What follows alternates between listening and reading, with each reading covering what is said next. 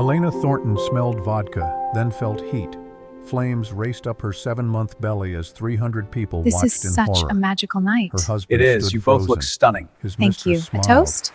And in that moment, Elena realized the terrifying truth. This wasn't an accident. This was murder. 1 hour earlier, Elena had walked into her father's ballroom wearing an ivory gown and carrying her unborn daughter. She thought she was attending a charity gala. She had no idea her husband had paid his pregnant mistress $50,000 to kill her. No idea he'd increased her life insurance to $5 million. No idea he'd planned every detail of her death. But Elena survived, and what she discovered next would send shockwaves through Manhattan's elite society and put the man she loved behind bars for 25 years. 3 hours before the fire, Elena stood before her bedroom mirror at the Whitmore mansion, smoothing ivory silk over her pregnant belly. The maternity gown was custom designed by Harper, her best friend since college, elegant, sophisticated, appropriate for the Whitmore Foundation Gala her family hosted every year. Her phone sat on the dresser silent. She picked it up, checked for messages from Marcus. Nothing. Lock, unlock, lock. Her thumb moved automatically, the ritual of a wife seeking reassurance that never came. Stop it. The whisper came from somewhere deep, the part of her that knew better but refused to name what she knew. He's just busy preparing for tonight. But her stomach twisted, and not from the baby. From something else. Something she couldn't name. Or wouldn't. A knock on the door made her drop the phone. Elena's fingers fumbled as she retrieved it from the Persian rug. The case cracked along one corner, a small fracture she'd ignore, just like everything else. The door opened before she could answer. Catherine Whitmore swept into the room wearing burgundy silk, Ralph Lauren, and diamonds that caught the late afternoon light. Her lips pursed as she examined Elena's reflection, and Elena recognized that particular expression, the one that said criticism was coming wrapped in concern. "That's what you're wearing." Elena's hand moved instinctively to smooth the fabric again, searching for flaws Catherine had already found. "Harper designed it for me. Do you think it's too much?" Catherine's gaze dropped to Elena's belly, lingered there with an assessment that felt clinical. "Too noticeable for a woman in your condition. You're quite large for 7 months. Are you certain about the due date?" The words landed like slaps, precise and stinging. Elena had heard variations for weeks now. Too big, too emotional, too much drama, as if pregnancy was something shameful she should hide. She forced her voice to stay level, the way she'd learned to do in this house where showing hurt meant losing ground. Dr. Richardson confirmed everything is normal. Catherine sniffed a sound that conveyed skepticism more effectively than words. "Well, try not to draw too much attention tonight. This gala is important for the Whitmore name. Your father's venue is lovely, but reputation matters more than real estate." She left before Elena could respond, the scent of Estee Lauder Beautiful lingering in her wake. Too much perfume, always too much, as if Catherine could mask her poison with flowers. Elena sank onto the bed, hands cradling her belly where the baby kicked strong and insistent. A reminder that not everything in this house was toxic. "It's okay." The words came automatically whispered to her daughter, the way her own mother used to whisper to her back when the world felt safe. "We're okay." Another knock. This one familiar. 3 quick raps followed by a pause. "Please tell me the Wicked Witch of the Upper East Side just left." Elena laughed, actually laughed, the sound surprising her. "Come in." Harper Reed entered carrying a makeup bag and hair tools. Her auburn hair pulled back in a messy bun. Green eyes sparkling with the kind of mischief that used to get them both in trouble at Cornell. She'd been Elena's anchor since college, the sister she never had, the friend who knew her before she became Mrs. Marcus Whitmore. "I saw Catherine in the hallway looking like she'd sucked a lemon." Harper set down her supplies and hugged Elena, carefully mindful of the belly between them. "What did she say this time?" "The usual." Elena tried to smile, tried to make it light, but her voice caught. "I'm too big. The dress is too noticeable. I shouldn't draw attention." That woman, I swear. Harper's jaw tightened, and something flickered in her eyes. Worry, guilt. It vanished so quickly, Elena thought she'd imagined it. "You look absolutely gorgeous. This dress is my best work." She stepped back, studying Elena with a designer's critical eye, but something remained off in her expression. Attention Elena couldn't place. What is it? Elena's hands went to her stomach again, protective. Is something wrong with the dress? The dress is perfect. Harper's voice came too quickly, too bright. But something's wrong. What is it? Elena hesitated. 7 years of marriage had taught her to swallow complaints, to minimize concerns, to not be too much. But this was Harper, and the knot in her stomach had been tightening all day. Marcus hasn't called or texted. He left early this morning and hasn't checked in. The words tumbled out before she could stop them. I know tonight is busy. The gala is huge, but he always texts. Always. And today, nothing. Harper's expression shifted. Something crossed her face that looked like guilt, sharp and quick, before she smoothed it away with the practiced ease of someone hiding truth. Men are idiots about phones. Her tone stayed light, dismissive, but her hands moved to Elena's hair with more focus than necessary. Come on, let me do your hair. You're going to walk into that ballroom and knock everyone dead.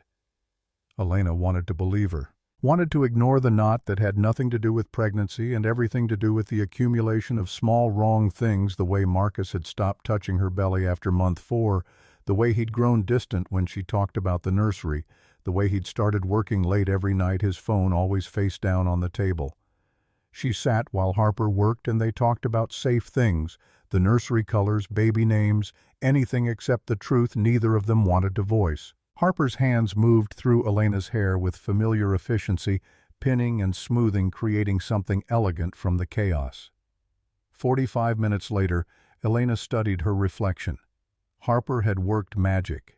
Her dark hair swept up to show off the Tiffany diamond earrings Marcus gave her for their 5th anniversary, back when he still gave gifts that meant something. Her makeup glowed. The dress fit perfectly. She looked beautiful. So why did she feel like she was preparing for battle instead of a party? Ready. Harper stepped back, satisfaction clear in her assessment. Elena touched her belly one more time, feeling her daughter kick in response. Ready. The Thornton Grand Ballroom was spectacular, and Elena felt a surge of pride looking at what her father had built. Daniel Thornton made his fortune in real estate, and this venue was his crown jewel, crystal chandeliers that threw rainbow light across white roses, floor-to-ceiling windows, framing the Manhattan skyline as it shifted from day to dusk, marble floors polished to mirrors. The Whitmore Foundation Gala raised millions every year for children's hospitals, and 300 guests in designer gowns and custom suits mingled in carefully orchestrated social hierarchies, old money and new money mixing for charity and cameras. Elena arrived with her father, and the sight of him steadied her. Daniel Thornton at 62 was silver-haired and powerful, the kind of man who'd built an empire from nothing and wore his success with quiet confidence. He squeezed her hand as they entered, and she felt safer than she had all day. You look beautiful, sweetheart. His voice carried warmth that made her throat tight. Just like your mother. Elena's mother had died when she was 12. Cancer, fast and cruel. Daniel never remarried, just threw himself into work and raising his only daughter. The grief had carved lines in his face that time never erased, but love remained in his eyes whenever he looked at her. Thanks, Dad. She scanned the crowd, searching.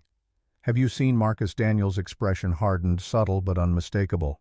He's here somewhere, probably networking.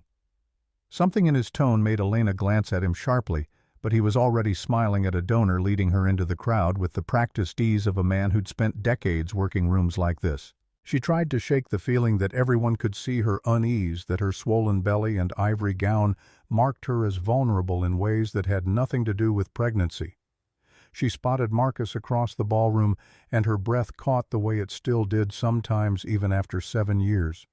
He was handsome in that effortless way that turned heads, tall, perfectly fitted tuxedo, dark hair with distinguished gray at the temples. The kind of man who commanded attention in courtrooms and boardrooms, who made junior associates nervous and clients confident. But he wasn't alone. Brooklyn Hayes stood too close, her body angled toward Marcus in a way that broadcast intimacy to anyone paying attention. 27 paralegal at Marcus's firm, beautiful in a red dress that clung to curves Elena no longer possessed. They weren't touching, but the space between them felt charged, familiar. Marcus's hand gestured as he spoke, and Brooklyn laughed, her fingers brushing his arm with casual possession. Elena's stomach dropped. The baby kicked hard as if sensing her mother's distress. She started toward them, weaving through guests who smiled at her belly and offered congratulations she barely heard. Marcus saw her approaching, and his face did something complicated: guilt, irritation, fear, all three in rapid succession before his lawyer mask slid into place. Charming smile. Hand extended to pull her close. There you are. His hand on her lower back felt wrong, performative, like he was acting for an audience instead of greeting his wife. Hi. Elena's voice came out smaller than she intended. She looked at Brooklyn, forced herself to meet those dark eyes that held knowledge Elena didn't want to name. Hello. Brooklyn's smile was sharp, predatory. Mrs. Whitmore, you look absolutely radiant. Pregnancy suits you. The words were kind. The tone was not. Thank you. Elena managed to keep her voice steady. I didn't realize you'd be here tonight. Marcus invited me. Brooklyn's emphasis on his name felt deliberate, a claim being staked. The Whitmore Foundation does such important work. I wanted to support it. Marcus's hand tightened on Elena's back, warning or restraint she couldn't tell. That's very generous of you. If you'll excuse me. Elena pulled away from Marcus before he could respond, before her voice could crack, before 300 people could see her break. I need to use the restroom. She walked away with as much dignity as her swollen feet and aching back would allow, feeling their eyes on her, feeling the weight of something unspoken pressing down until she couldn't breathe. The click of her heels on marble echoed too loud in her ears, a rhythm that matched her racing pulse. The ladies' room was blessedly empty. Elena gripped the marble sink, staring at her reflection. Her hands shook. This was ridiculous. She was being paranoid. Pregnancy hormones made everything feel dramatic, made her see threats where none existed. But Brooklyn's smirk, the way Marcus pulled away, the 6 months of distance that felt like abandonment. The door opened behind her. Elena looked up, met Brooklyn Hayes' eyes in the mirror, and felt the last fragile hope she'd been clutching shatter into pieces too small to gather. Brooklyn walked further into the bathroom, her heels clicking with purpose. She checked under the stall doors with methodical precision. Empty. They were alone. She turned to face Elena, and the pretense of civility dropped like a discarded mask. We need to talk about Marcus. Elena's hands tightened on the sink until her knuckles went white. I don't think we have anything to discuss. I'm pregnant too. Brooklyn's voice carried no preamble, no softness, just fact delivered like a weapon. 3 months. It's Marcus's baby. The bathroom tilted. The words didn't make sense, couldn't make sense, but Brooklyn was already pulling out her phone, scrolling with practiced ease, turning the screen toward Elena with the casual cruelty of someone who'd been waiting for this moment. Text messages filled the screen, dozens of them, Marcus's name at the top, words that burned themselves into Elena's vision. Baby, I miss you. Can't wait to see you tonight. This changes everything. She's not what I need anymore. The intimacy in those words felt obscene, a violation more complete than physical betrayal. Brooklyn scrolled further. Photos appeared: Marcus and Brooklyn at restaurants. Elena didn't recognize his hand on Brooklyn's waist, his lips on her neck, the kind of casual touches that spoke of habit and comfort. Then the sonogram image, black and white, a tiny shape floating in darkness, and beneath it the caption that made Elena's knees buckle, Baby Whitmore. He's been planning to leave you for months. Brooklyn's voice continued conversational now, like they were discussing weather instead of Elena's marriage disintegrating. He knew I was pregnant before you got pregnant. He only stays because of your father's business connections, your family money. I'm not sure he ever really loved you. Elena couldn't breathe. The room spun, and she gripped the sink harder, anchoring herself to cold marble because everything else felt like it was sliding away. Her inner voice screamed the truth she'd been avoiding. I knew. For months I knew. I just kept making excuses. Every late night, every missed dinner, every time he pulled away when I tried to touch him. I knew. Why are you telling me this? The question came out as a whisper, barely audible over the rushing in her ears. Brooklyn's smile turned cold, satisfied. Because I'm done waiting. Because you should know the truth.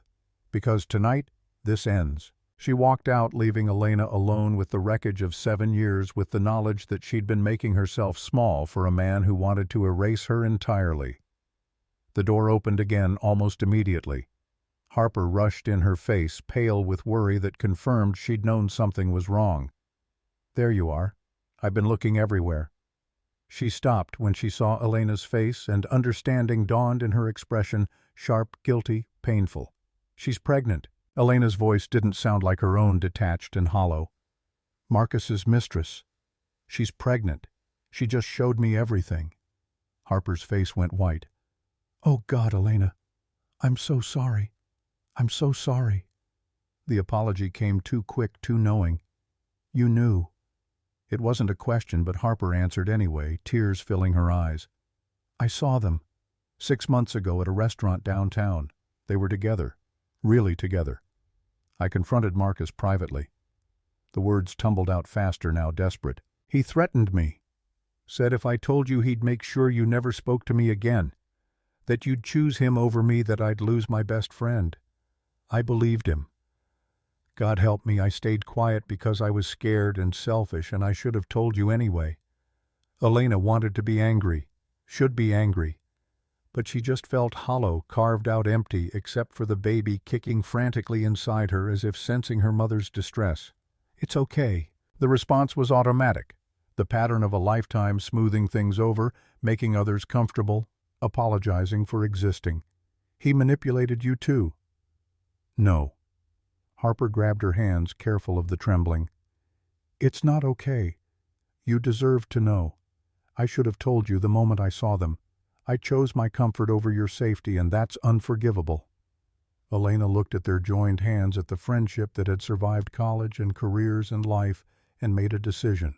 She couldn't control what Marcus had done or what Harper had hidden, but she could control what happened next. She walked out of the bathroom back into the ballroom where 300 people mingled and laughed, unaware that Elena Thornton's world had just ended. Harper followed, whispering urgent pleas to reconsider, to leave quietly, to not make a scene. But Elena was done being quiet, done making herself invisible, done apologizing for taking up space. She found Marcus near the bar with Brooklyn, because of course he was. The conversations around them dimmed as Elena approached, and she felt the shift in the room. Society's radar detecting drama phones rising, everyone suddenly paying attention. "Marcus." Her voice came out calmer than she felt, steady and clear. "We need to leave. Now." His face went through those complicated expressions again, guilt, irritation, caught. "Elena, you're making a scene." The charming smile stayed fixed in place, but his eyes held warning. "Let's discuss this privately. I'm 7 months pregnant with your child." Elena's voice carried, and she didn't care. "And I just learned I'm not the only one." The ballroom went silent. 300 pairs of eyes swiveled toward them. Phones rose higher, everyone recording now, capturing the Sterling Foundation Gala, turning into something far more interesting than charity. "You're emotional." Marcus's tone shifted, reasonable and rational, the voice he used in depositions when witnesses got difficult. "Pregnancy hormones. Let's talk about this later." The gaslighting was so automatic, so practiced. Elena wondered how many times he'd done this before, how many times she'd believed it. "I don't know what she told you, but you're misunderstanding the situation." He reached for her arm, and she stepped back. Catherine Whitmore pushed through the crowd, her face a mask of fury barely contained by social conditioning. "Elena, dear." The endearment dripped with false concern. "Perhaps you should rest. You're clearly not well." Elena stepped back from her mother-in-law's reaching hand, from 7 years of being told she was too sensitive, too emotional, too much. "I'm perfectly well. I'm simply asking my husband about his pregnant mistress." The words echoed in the sudden silence. Gasps rippled through the crowd like stones thrown in still water. Elena watched, understanding spread across faces, shock, disgust, fascination. This was better than any reality show, more scandalous than any tabloid. The Whitmore family imploding in real time. Brooklyn stepped forward, and Elena saw she wasn't hiding anymore. She was claiming territory, staking her place. "Marcus, tell her." The younger woman's voice carried to the nearest dozen guests, and phones captured every word. "Tell her you love me. Tell her the baby you actually want is mine."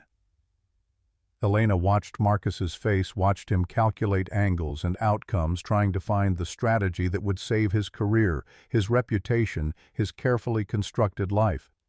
He didn't deny it. That silence was answer enough. She turned to walk away. She'd said her piece. Let them have each other. Let 300 people witness the end of her marriage. Let the videos go viral and the Whitmore name suffer.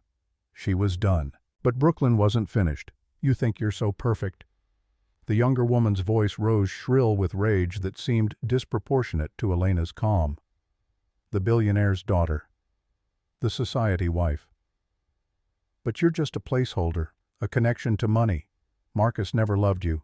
He used you, just like your father used his money to buy everything, including your pathetic marriage.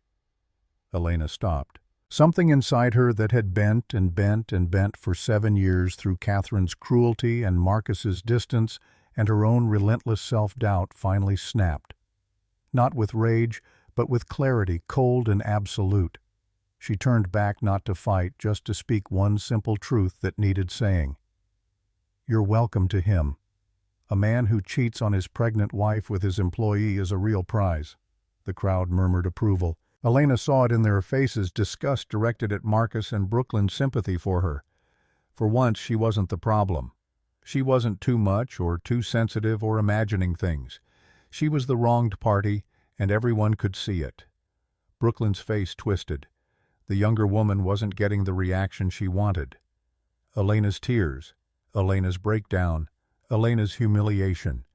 Instead, she got calm dismissal, and it enraged her more than crying would have. Brooklyn grabbed a champagne flute from a nearby table.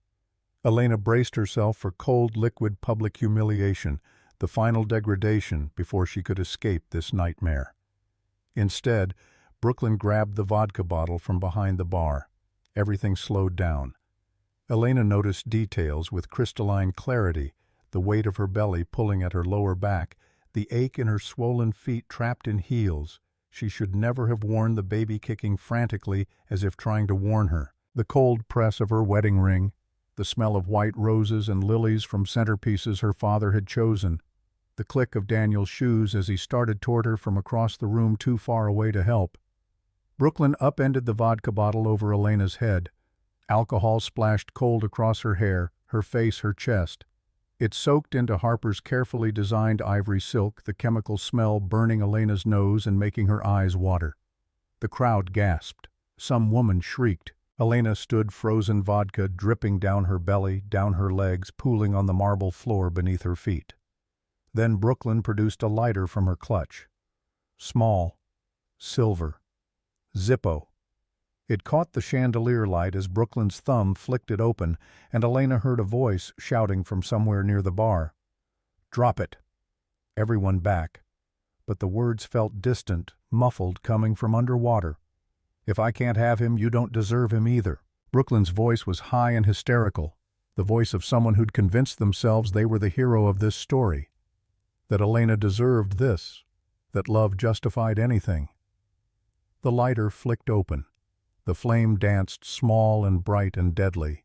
The flame touched the vodka-soaked silk. The fabric ignited instantly. Orange and yellow flames raced up Elena's gown, up her pregnant belly, heat that was immediate and agonizing.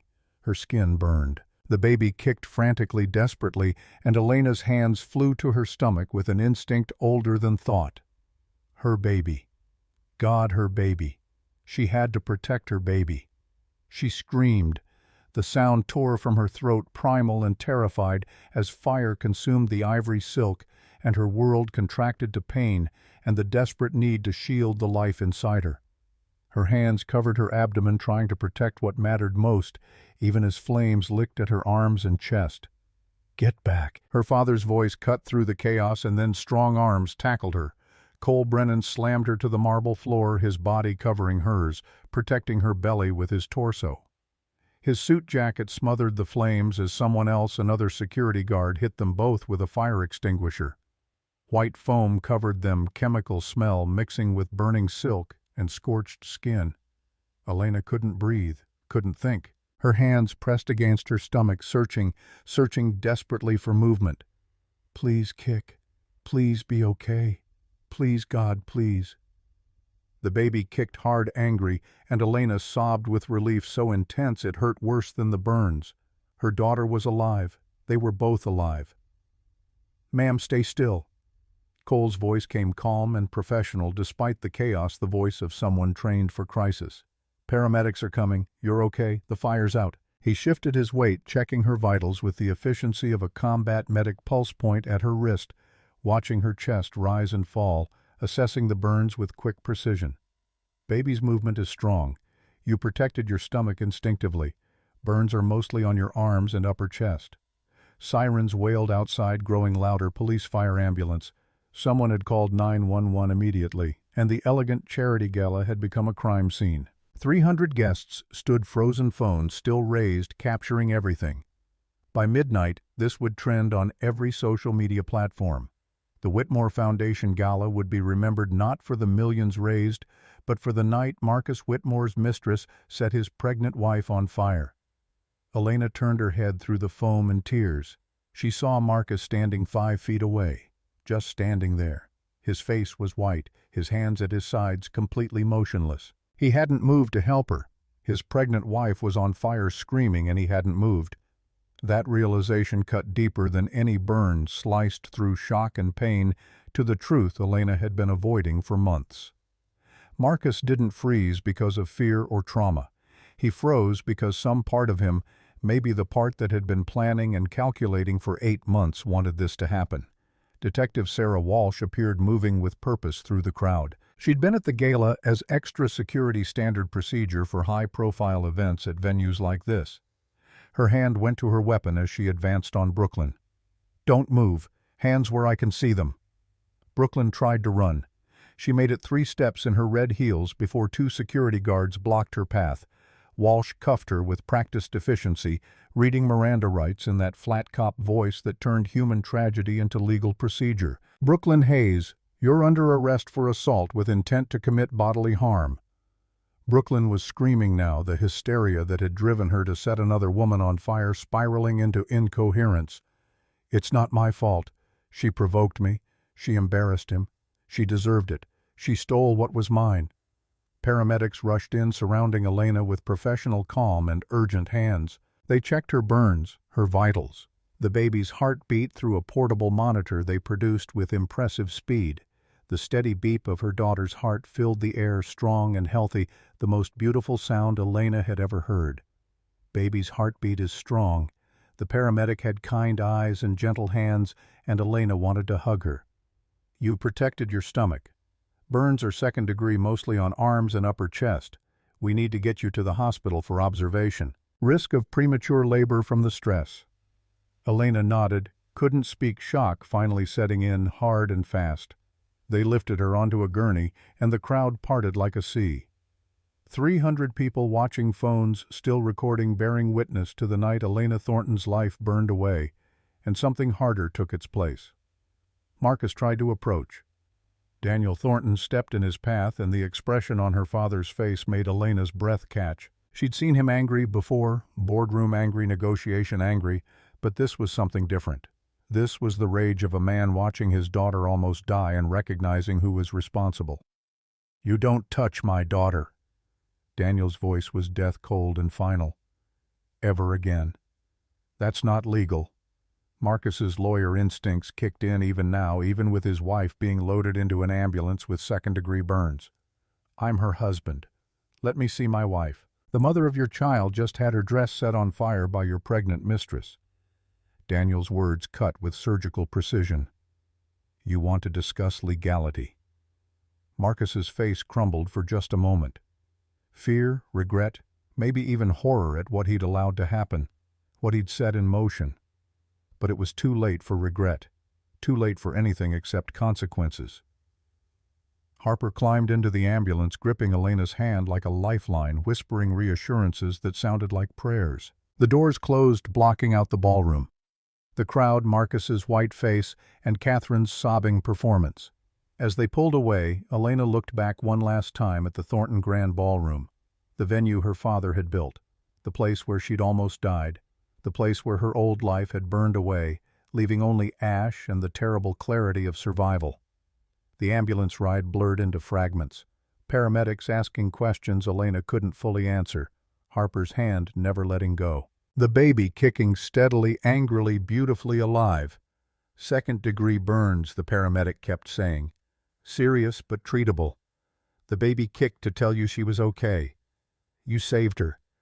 But Elena's mind circled back to one frozen moment, Marcus standing motionless while she burned. His pregnant wife, the mother of his child, on fire and screaming, and he chose self-preservation over protection. What kind of man does that? What kind of husband watches his wife burn? The answer crystallized with brutal clarity, the kind who'd planned it, or at least allowed it to happen. They arrived at Manhattan Presbyterian. Emergency room staff swarmed, wheeling her into a trauma bay where Dr. Helen Richardson was already waiting. Elena's obstetrician had been called, immediately pulled from her own evening to care for the patient whose file she knew by heart. Let's get those burns treated and check the baby thoroughly. Dr. Richardson's voice carried the calm authority of someone who'd delivered hundreds of babies and handled every complication. You're going to be okay, Elena. Both of you. They cut away the ruined gown, and Elena watched Harper's beautiful design fall in charred pieces. Everything destroyed. 7 years of marriage, a friendship tested by secrets, ivory silk burned black. The nurses cleaned her wounds with gentle efficiency, and Elena bit back screams as antiseptic hit raw skin. The fetal monitor's steady beep filled the room. Strong, healthy, perfect. Dr. Richardson smiled as she checked the readouts, her hands gentle on Elena's belly. Heartbeat is perfect, no signs of distress. You protected your stomach instinctively, all the burns are on your arms and upper chest. But we need to keep you overnight. Risk of premature labor from stress, and we need to watch those burns carefully. Elena nodded, started crying now that the immediate danger had passed. Relief and trauma and shock crashing over her in waves that made her whole body shake. Daniel appeared in the doorway, and the sight of him broke something in Elena's chest. Her father's face was haggard, aged a decade in an hour. He crossed to her bedside, took her bandaged hand with infinite care. "Sweetheart." His voice cracked, and Elena had never heard her father sound so broken. "I'm okay, Dad. We're okay. I should have seen it." Daniel's jaw tightened with the kind of anger that came from self-recrimination. "Should have known. Should have protected you better. You couldn't have known she'd do this. Not the fire." Daniel's eyes met hers, and Elena saw guilt there that matched her own. "Marcus, I've suspected for months. Seen the signs, the distance, the late nights, the way he stopped asking about the baby. I convinced myself I was being overprotective, that I didn't want to see my daughter hurt. I should have trusted my instincts." Elena thought about her own instincts all those moments she knew something was wrong. All the nights she lay awake while Marcus slept, turned away from her. All the time she made excuses. He's stressed, he's busy, he's adjusting to the pregnancy. The accumulation of small betrayals she'd minimized until they built into something she couldn't ignore. We all missed it. Her voice came out smaller than she intended, the voice of someone who'd spent 7 years making herself smaller to fit someone else's vision of who she should be. Cole Brennan appeared in the doorway, still in his foam-covered suit, soot on his face. He held a tablet, and something in his expression made Elena's stomach drop even before he spoke. "Ma'am, I pulled security footage before police locked down the scene. You need to see this." He set the tablet on the rolling tray, navigated to a video file, pressed play. The screen showed the Thornton Grand Ballroom from various angles, time-stamped and clear. Cole scrolled to footage from 2 days earlier. Marcus appeared on screen entering a jewelry store on 5th Avenue. The timestamp read 10 in the morning, a Tuesday, when he'd told Elena he had court. The video showed him examining lighters, not just any lighters, but expensive Zippos in a locked case. He selected one silver and engraved, paid with his credit card. The transaction was documented, traceable, deliberate. Cole scrolled to the next clip. 1 day before the gala. The parking garage beneath the Thornton building, late afternoon. Marcus stood beside his Cadillac, and Brooklyn Hayes approached from the elevators. They spoke for 30 seconds, too far from the camera for audio, but their body language told the story. Marcus reaching into his jacket, pulling out a small silver object, placing it in Brooklyn's hand. She looked at it, looked at him, nodded. The lighter. Marcus had given Brooklyn the weapon. 6 hours before the gala, another clip. Brooklyn in the ladies' room at Marcus's law firm testing the lighter. The footage caught her exiting the bathroom, the Zippo visible in her hand before she tucked it into her purse. This wasn't passion. Cole's voice stayed professional, but Elena heard the anger beneath. This wasn't a jealous woman acting on impulse. Your husband purchased the weapon 2 days in advance. He gave it to her. This was planned. Elena stared at the screen at her husband buying the instrument of her attempted murder at him, handing it to his mistress with the casual ease of someone passing along a pen. Not just allowing the attack, not just standing frozen while she burned, but actively providing the means, setting the stage, planning every detail. Her phone buzzed on the nightstand. Someone must have retrieved it from the gala, placed it here while she was being treated. The screen lit with a text from Marcus's number. "We need to talk. This has been blown out of proportion. Kara is unstable. I was trying to end things quietly. I never wanted any of this. Think about our child." Elena read the message twice and something cold settled in her chest. The gaslighting continued even now, even with her lying in a hospital bed with burns on her arms and chest, even with video evidence of his premeditation. He was already crafting his defense, already minimizing, already making her responsible for protecting their child from the consequences of his actions. She blocked his number. The finality of that small action felt like the first real choice she'd made in months. "He tried to kill me." The words came out flat, emotionless, because the truth was too big for feeling. "He actually tried to kill me." Daniel's hand tightened on hers. Harper sat in the other chair, mascara smeared, dress wrinkled, refusing to leave. Cole stood by the door like a sentinel, tablet still showing frozen proof of Marcus's guilt. "What happens now?" Elena's voice sounded distant to her own ears, detached from the woman in the hospital bed whose life had just burned down. "Now we make him pay." Daniel's voice carried the cold certainty of a man who'd built an empire and knew how to destroy one. "Now we get justice." Elena woke in the hospital bed to gray dawn light filtering through Venetian blinds. For one merciful second she forgot. Then her arms throbbed with pain sharp enough to steal breath, and memory came crashing back: the gala, the vodka, the flames. Marcus standing motionless while she burned. She was alive. The baby was safe. That had to be enough. Harper slept in the chair beside her bed, neck bent at an angle that would leave her sore. Daniel sat in the other chair, wide awake, watching the door like he expected threats to walk through at any moment. When he saw Elena's eyes open, something in his expression shifted from vigilance to relief so profound it aged him backwards. "Don't even think about telling me to go home and rest. Wouldn't dream of it." Elena's voice came out rough, scraped raw from screaming. Her throat hurt almost as much as her burns. A nurse entered to check vitals and change bandages. The burns looked angry and raw in the morning light, blistered skin on her forearms and upper chest that made Elena force herself to look, to acknowledge what had been done to her. She needed to see it, needed to remember that this was real, and not some nightmare she could minimize or explain away. "They'll scar." The nurse's voice carried gentle honesty. "But they'll fade with time. You're healing well.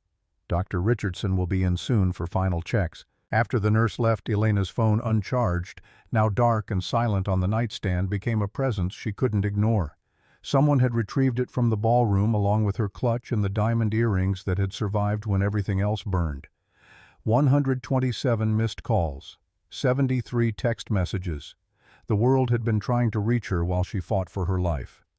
Harper woke with a start, rubbing her neck. The first thing she did was reach for Elena's hand, careful of the bandages.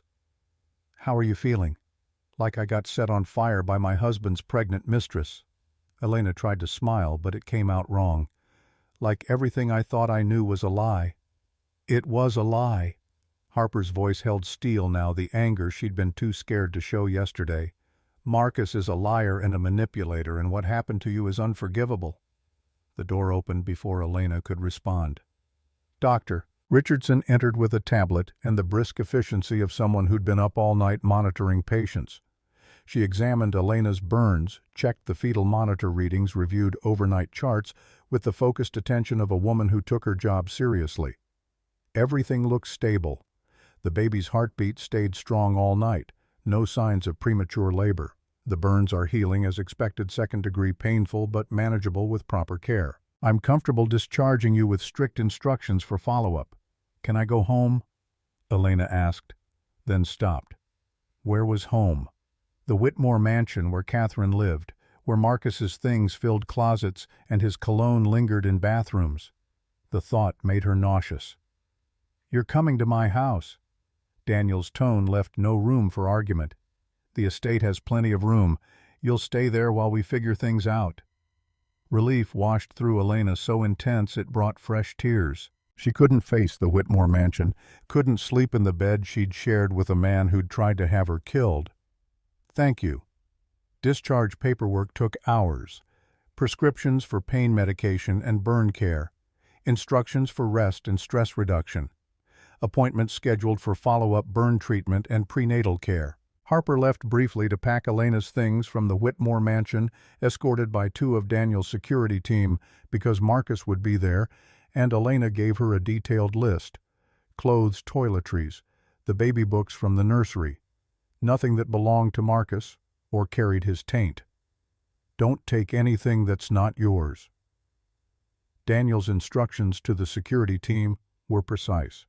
We'll inventory everything later for the divorce proceedings. The word hung in the air, divorce. The legal dissolution of 7 years, the official acknowledgement that the marriage Elena had built her life around was ending. Not just ending, burning down spectacularly in front of 300 witnesses and going viral on every social media platform. Daniel's estate sat 45 minutes north of Manhattan, tucked into rolling hills that still held pockets of old New York wealth. The house where Elena grew up after her mother died, where grief had carved out space for just the 2 of them. Her childhood bedroom was exactly as she'd left it for college. Pale blue walls, bookshelf full of art history texts and poetry collections, window seat where she used to read for hours, desk where she'd applied to Cornell with dreams of a future that looked nothing like this.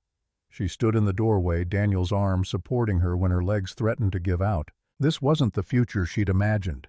20 years ago, she'd sat at that desk planning her life, college career, marriage, children, and none of it had included being set on fire by her husband's mistress at 32.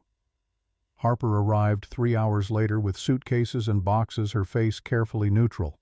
Marcus was there. He tried to talk to me, said he needed to see you, that this was all a misunderstanding. I told him to contact your attorney. Good. Daniel took the boxes, started carrying them inside with mechanical precision. Did he give you any trouble? He threatened to call the police, said we were stealing his property. Harper's voice dripped contempt. Then Catherine showed up and they both stood there demanding we leave immediately. The security team was very professional about explaining that everything we were taking belonged to Elena. Elena sank onto her childhood bed, overwhelmed by the accumulation of small destructions. Her marriage was over. Her home was gone. The life she'd built for 7 years had disintegrated in the time it took fabric to burn. She touched the quilt her mother had made decades ago, fingers tracing patterns she'd memorized as a child, and finally let herself break. Harper held her while she cried great heaving sobs that shook her whole body and made the baby kick in distress. That just made Elena cry harder because her daughter deserved better than a father who'd tried to use her as a financial tool, better than a mother who'd ignored every warning sign until it was almost too late. I was so stupid. The words came between gasps, choked and ugly. The signs were everywhere. Everyone could see it except me. No. Harper's voice turned fierce, the kind of fierce that came from watching someone you love tear themselves apart. He was a liar and a manipulator. That's not your fault. You trusted someone you loved. That's not weakness, that's being human. But I made excuses for him. For months. For years, maybe. Elena's voice cracked. All those nights he came home late, all the times he pulled away when I tried to touch him, all the bullshit about being stressed at work. I knew. Somewhere deep down I knew, and I just kept pretending. Because he gaslit you. Because Catherine reinforced every doubt you had about yourself. Because society tells women we're too suspicious, too jealous, too emotional. Harper's hands tightened on Elena's shoulders. "You're not stupid. You're a survivor. And now you get to decide what comes next."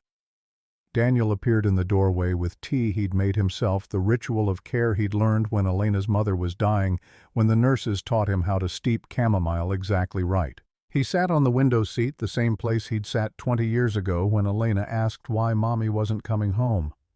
Your mother would know what to say. His voice carried the weight of 2 decades missing the woman who'd made their family complete. "I just know I want to destroy him." Elena laughed bitterly. "Get in line. I'm serious." Daniel's expression shifted to something Elena recognized from boardrooms, the face he wore when deciding which companies to acquire and which to demolish. "I can make his life very difficult. Cancel business deals, call in favors, make sure he never works in corporate law again in this city." "Is that legal?" "I don't care." The blunt honesty cut through Elena's spiral. She looked at her father, the man who'd built an empire from nothing, who'd raised her alone after cancer, took her mother who'd walked her down the aisle 7 years ago and shaken Marcus's hand, trusting him to protect his only daughter. "He let me burn, Dad." The words came out flat, emotionless, because the enormity was too big for feeling. I was on fire and he just stood there. Daniel's face went hard, dangerous, the expression he wore when destroying competitors who'd made the mistake of underestimating him. "Then we'll make sure he burns, too, metaphorically speaking, in every way that matters." Harper's phone rang. She answered, listened, her eyes widening. That was my assistant. The videos from the gala are everywhere, national news, social media, trending on every platform. The Whitmore Foundation is getting flooded with calls. She pulled up an article on her phone, read aloud. "The Whitmore family regrets the unfortunate incident at last night's charity gala. While we're relieved Elena and the baby are safe, we must address the drama that disrupted an event meant to benefit children's hospitals. Brooklyn Hayes's actions were inexcusable and appear to be the result of mental instability. We ask for privacy during this difficult time." Elena stared. "They blamed me for the drama, not Marcus for the affair, not Brooklyn for attempted murder, me for disrupting their precious event. The Whitmore family is doing damage control." Daniel's voice turned ice cold. "Protecting their reputation. They don't care that you almost died. They care about their image, their business deals, their precious society standing." Elena's phone buzzed. Someone must have charged it. A text from Marcus's number appeared on the lock screen, despite the block. "Elena, please. We need to talk. This has all been misinterpreted. Brooklyn is mentally unstable. I was trying to end things quietly. I never wanted any of this." "Think about our child. Call me." She read it aloud, and Harper made a disgusted noise. "That's gaslighting. Classic manipulation. He's minimizing the affair, blaming Brooklyn, making you responsible for the baby's well-being, while absolving himself of everything. He says, 'Think about our child.'" Elena's hands moved to her belly, protective and fierce. "The child I protected while burning. The child he didn't move to help. The child he only wanted alive so he could use her to access my father's money." "You know that for certain?" Daniel's question came sharp. "Not yet." But Elena's instincts, the same instincts she'd learned to ignore during 7 years of being told she was too suspicious, were screaming. "But I will." A knock on the door interrupted them. One of Daniel's assistants appeared with a message. "James Thornton is here. He says Daniel called him." Daniel stood. "I did. Best divorce attorney in New York. You'll want to meet him." James Thornton, at 58, was silver-haired with predator's eyes and a reputation for leaving opposing counsel in ruins. He carried a briefcase and an iPad loaded with preliminary research, the kind of attorney who billed $1,000 an hour and was worth every penny. They met in Daniel's study, leather chairs, walls of law books, the room where her father conducted business that built and destroyed fortunes. Elena sat with Harper beside her for support. Daniel stood by the window looking like he wanted to put his fist through something expensive. "Mrs. Whitmore." James's voice carried the kind of directness that came from decades in courtrooms. "Let me be clear about what we're facing. This isn't just a divorce case. This is assault, attempted murder, endangerment of an unborn child. We don't just win, we bury him." Elena blinked. "I thought you were a divorce attorney." "I am. but when your spouse's mistress sets you on fire at a charity gala, that changes the scope considerably. James opened his iPad, pulled up documents he'd already started compiling. I've been reviewing evidence collected so far. It's substantial video footage from 300 guests, witness statements, hospital records documenting your injuries, police reports on Brooklyn Hayes' arrest. And that's just the beginning. He looked up, meeting Elena's eyes with intensity that made her sit straighter. The question is, how far do you want to take this: simple divorce or complete destruction of Marcus Whitmore's life and career? Elena thought about Marcus, frozen while she burned. About 7 years of being made to feel small and needy and wrong. About the daughter growing inside her who deserved to know her mother fought back. I want justice. For me, for our baby, for every woman who might believe his lies in the future. James smiled. It wasn't a nice smile. Good. Then let's begin. He spent the next hour outlining strategy. First, they'd subpoena text messages and emails between Marcus and Brooklyn. Financial records to track money movement. Security footage from Marcus's law firm to establish timeline of the affair. Phone records. Credit card statements. Everything that could paint a picture of premeditation and motive. I've already requested access with your permission. James gestured to documents on his iPad. I'll also petition to access joint bank accounts and credit card statements. I suspect we'll find interesting patterns, like what Elena's stomach tightened. Hotels, restaurants, gifts, money transfers. Men having affairs leave paper trails. They always do. Harper's phone buzzed. She glanced at it and her face went pale. What is it? Marcus is at the gate. He's demanding to see you. Daniel was out of his chair instantly. I'll handle it. No. Elena stood her legs steadier now. I'll talk to him. On my terms. Here. With witnesses. Are you sure? James's expression showed concern. You don't have to see him. He's not entitled to access just because you're married. I want to. Elena's voice came out stronger than she felt. I need to look him in the eye and hear what lies he's prepared. And I want it all recorded. James pulled out his phone. I'll set up audio recording. Legal in New York with one-party consent. Everything he says can be used in court. 20 minutes later, Marcus Whitmore was escorted into the library by security. He looked terrible, unshaven, wrinkled suit eyes, red-rimmed from what Elena hoped was sleepless guilt, but suspected was calculated performance. When he saw her, relief flooded his face with the kind of naked emotion that might have moved her yesterday. Today, she saw the manipulation behind it. Elena, thank God. I've been so worried. Are you okay? Is the baby okay? His concern sounded genuine. His hand reached toward her bandaged arms before pulling back, and Elena wondered how many hours he'd practiced this in the mirror. The baby and I are fine. Her voice came out cold, flat. No thanks to you. Marcus flinched and hurt flashed across his face. That's not fair. I was in shock. Everything happened so fast. I didn't know how to react. You didn't move to help me. The words landed like stones. I was on fire and you just stood there. I was paralyzed, traumatized. Marcus's voice took on that reasonable, rational tone he used when deposing hostile witnesses. You can't blame me for having a normal fear response. There it was, the deflection making his abandonment about his trauma instead of her attempted murder.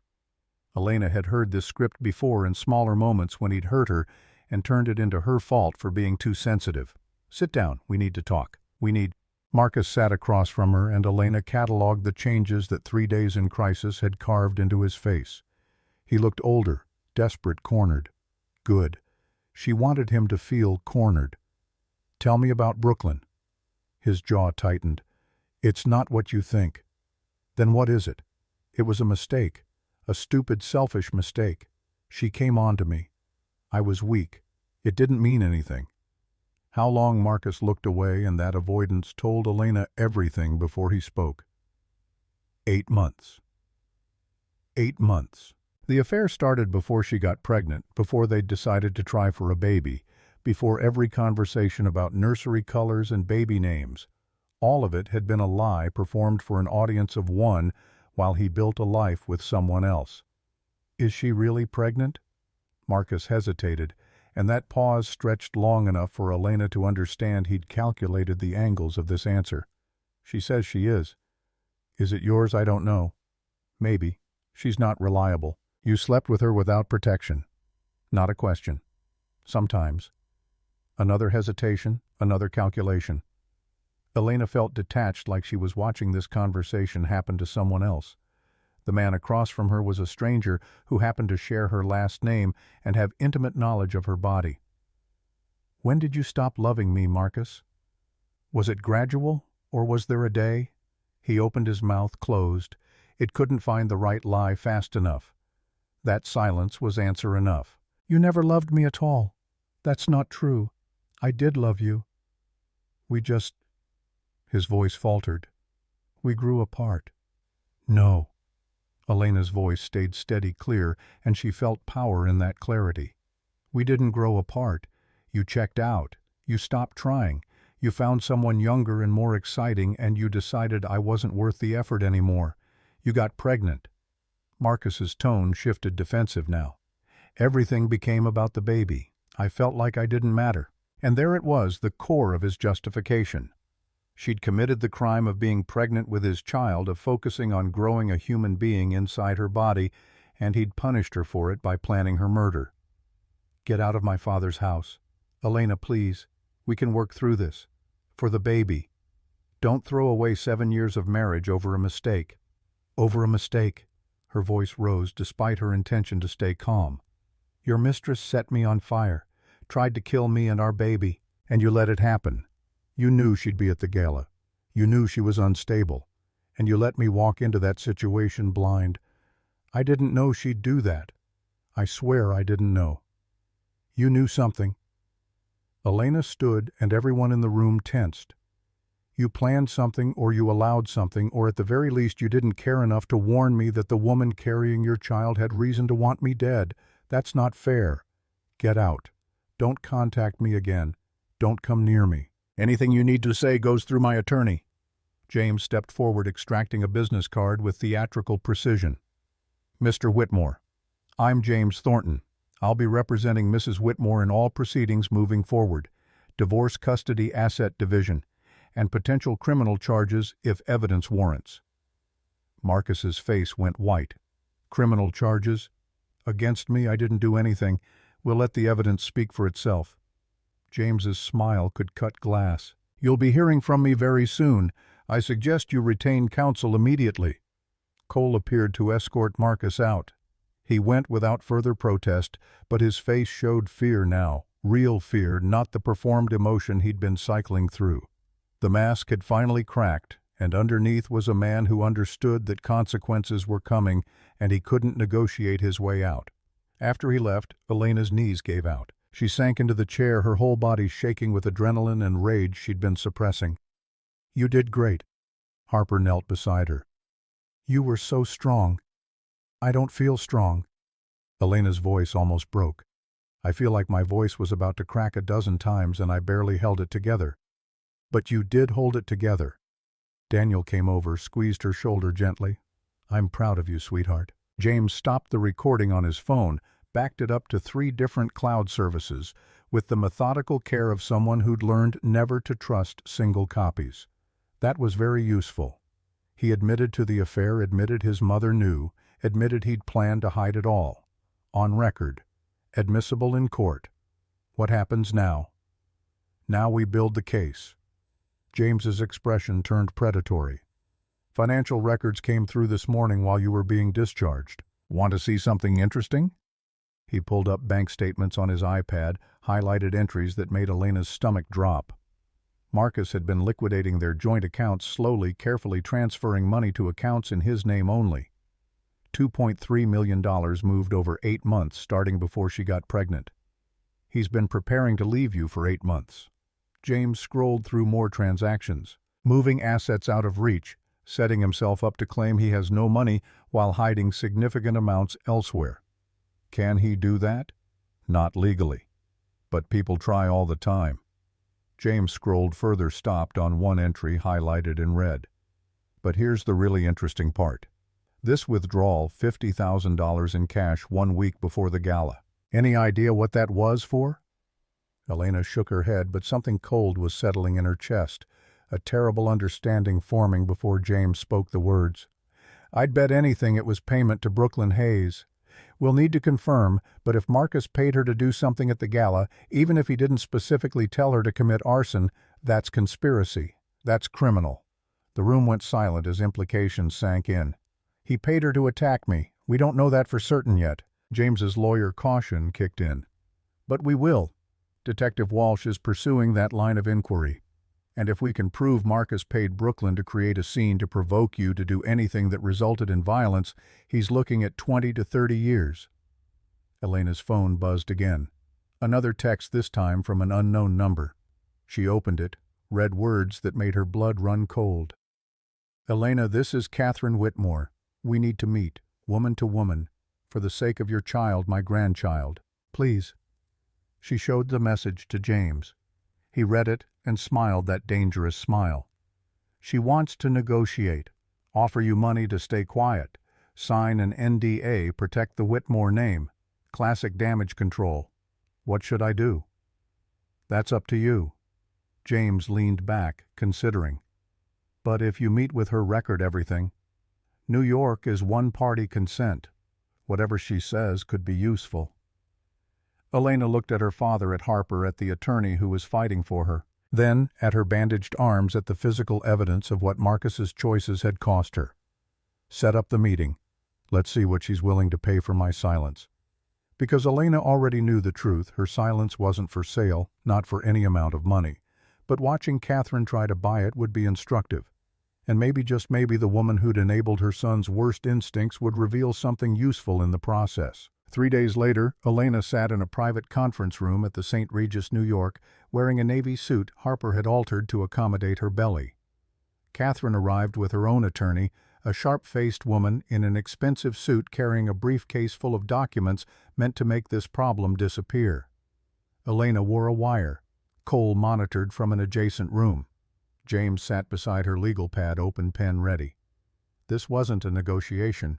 This was evidence collection.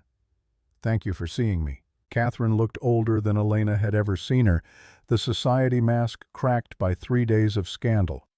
"How are you feeling? I have second-degree burns on my arms and chest." Elena's voice stayed level. "But the baby's fine, in case you were wondering." Catherine flinched. "Of course I was wondering. That's my grandchild." "Is it?" Elena leaned forward slightly. "Because your son tried to kill us, or at least let someone else try. That doesn't seem like the behavior of a man who cares about his child. That's not fair." Catherine's attorney interjected smoothly. "Mrs. Whitmore, we're here to offer a resolution, one that benefits everyone involved, especially your child." She slid papers across the polished table, a non-disclosure agreement thick with legal language designed to silence Elena in exchange for money. In exchange for Mrs. Whitmore's agreement not to pursue criminal charges against Mr. Marcus Whitmore and her agreement to keep details of the incident confidential, the family will provide substantial financial compensation. How substantial Elena already knew she'd refuse, but she wanted the number on record. $2 million. Harper inhaled sharply beside her. Daniel's jaw tightened. James wrote the figure down with meticulous precision. Elena laughed. Actually laughed, the sound harsh and unexpected in the formal room. "You want me to sign away my voice after your son's mistress tried to burn me alive while I was pregnant with your grandchild? How much is my silence worth?" "Put a number on it. This isn't about money." Catherine's voice rose, control slipping. "It's about protecting the family, protecting your child from scandal. My child was almost killed." Elena's voice stayed cold. "That's the scandal, not the fact that everyone knows about it. The media attention is destroying Marcus's career." Catherine's mask cracked further, revealing the desperation underneath. "The Whitmore name is being dragged through mud. Our business deals are falling apart. Society has turned on us, all because of one mistake, one moment of instability from that woman. That woman was your son's mistress." Elena felt ice settling in her veins, the kind of cold clarity that came from finally seeing truth without the filter of wishful thinking. "Your son's pregnant mistress that he paid $50,000 to attack me. I don't know what you're talking about." Catherine's face went carefully blank, too controlled. "Yes, you do." Elena leaned forward. You knew Marcus was planning something. Maybe not the fire specifically, but something public. Something that would end my marriage and free him to be with Brooklyn. Didn't you? That's absurd. I would never. You told him to be discreet. Elena watched Catherine's face, saw the micro-expressions that confirmed guilt. To protect the family name. You knew about the affair for months. You knew he had plans. And you advised him on how to hide it rather than stopping him. I told him to handle his personal matters privately. Catherine's voice turned defensive, the truth slipping through her carefully constructed denials. These things happen in marriages. Discretion is important. That's hardly the same as knowing your son withdrew $50,000 in cash a week before the gala, as knowing he purchased a lighter and gave it to his mistress, as knowing he increased my life insurance to $5 million without my consent. Catherine's attorney grabbed her arm, whispered urgently, but Catherine jerked away. I told him to be careful, to think about the family. That's what mothers do, they protect their children. Even when protecting them means letting their daughter-in-law burn. Elena's voice carried across the space between them like a blade. Catherine stood abruptly. This was clearly a mistake. We came here in good faith trying to find a solution, but you're determined to destroy my son out of spite. I'm determined to get justice. There's a difference. By destroying him, Catherine's voice turned cold sharp, the society mask gone completely. You married my son for his money and connections. Everyone knows it. You were the billionaire's daughter looking to add old money pedigree to your family. Don't pretend this marriage was some great love story. The words landed like slaps, each one calculated to wound. But Elena had been surviving Catherine's cruelty for 7 years, and these insults felt almost quaint compared to attempted murder. You never liked me. Elena's voice stayed steady. From the beginning. Because I didn't need Marcus's money. Because I had my own. Because I wouldn't be controlled by the Whitmore family name. You were never right for him. Catherine's control shattered completely. Too independent, too opinionated, too much. Too much of a person. Elena finished the sentence. I'm sorry I didn't shrink myself small enough for your comfort. I'm sorry I expected your son to actually love me instead of using me as a business connection and social prop. She stood and James rose with her. Mrs. Whitmore, my father, owns half of Manhattan. Your money means nothing to me, my voice that's priceless. So take your NDA and your blood money and get out of my father's city. Catherine's face was fury and desperation combined. You'll regret this. Marcus has the best lawyers. He'll get custody. He'll get everything. He can try. Elena's voice dropped to something quiet and dangerous. But I have the evidence. I have the witness statements. I have 300 people who watched his mistress set me on fire. And I have this conversation recorded on the wire I'm wearing. One-party consent in New York, legal and admissible. The color drained from Catherine's face. You're recording this every word, including your attempt to bribe me into silence, including your knowledge of Marcus's financial movements, including your admission that reputation mattered more than safety. Catherine's attorney was already gathering papers, pulling her client toward the door. We're leaving. Don't say another word. They fled, expensive perfume and barely contained rage filling the space they left behind. When the door closed, Elena's knees buckled. Harper caught her, helped her back to the chair while James checked the recording, verified it had captured everything, backed it up with the paranoia of someone who knew evidence could disappear. That was incredible. Harper's voice held awe. You destroyed her. I'm shaking. Elena held up her hands, watched them tremble. I've never stood up to her like that before. You should have been doing it for years. Daniel's voice came from the doorway. He'd been listening from Cole's monitoring room, heard every word. That woman has been undermining you since the day you married Marcus. James was already emailing the recording to himself, to his law firm, to 3 backup servers. This is good. Very good. Catherine's attorney will be furious. They'll claim entrapment, coercion, but it won't work. You simply met with them at their request and recorded the conversation. All legal. His phone rang. He answered, listened, and his expression shifted to something predatory. That was Detective Walsh. Brooklyn Hayes' attorney reached out. She wants to make a deal, and she has recordings. Plural. Elena's heart stuttered.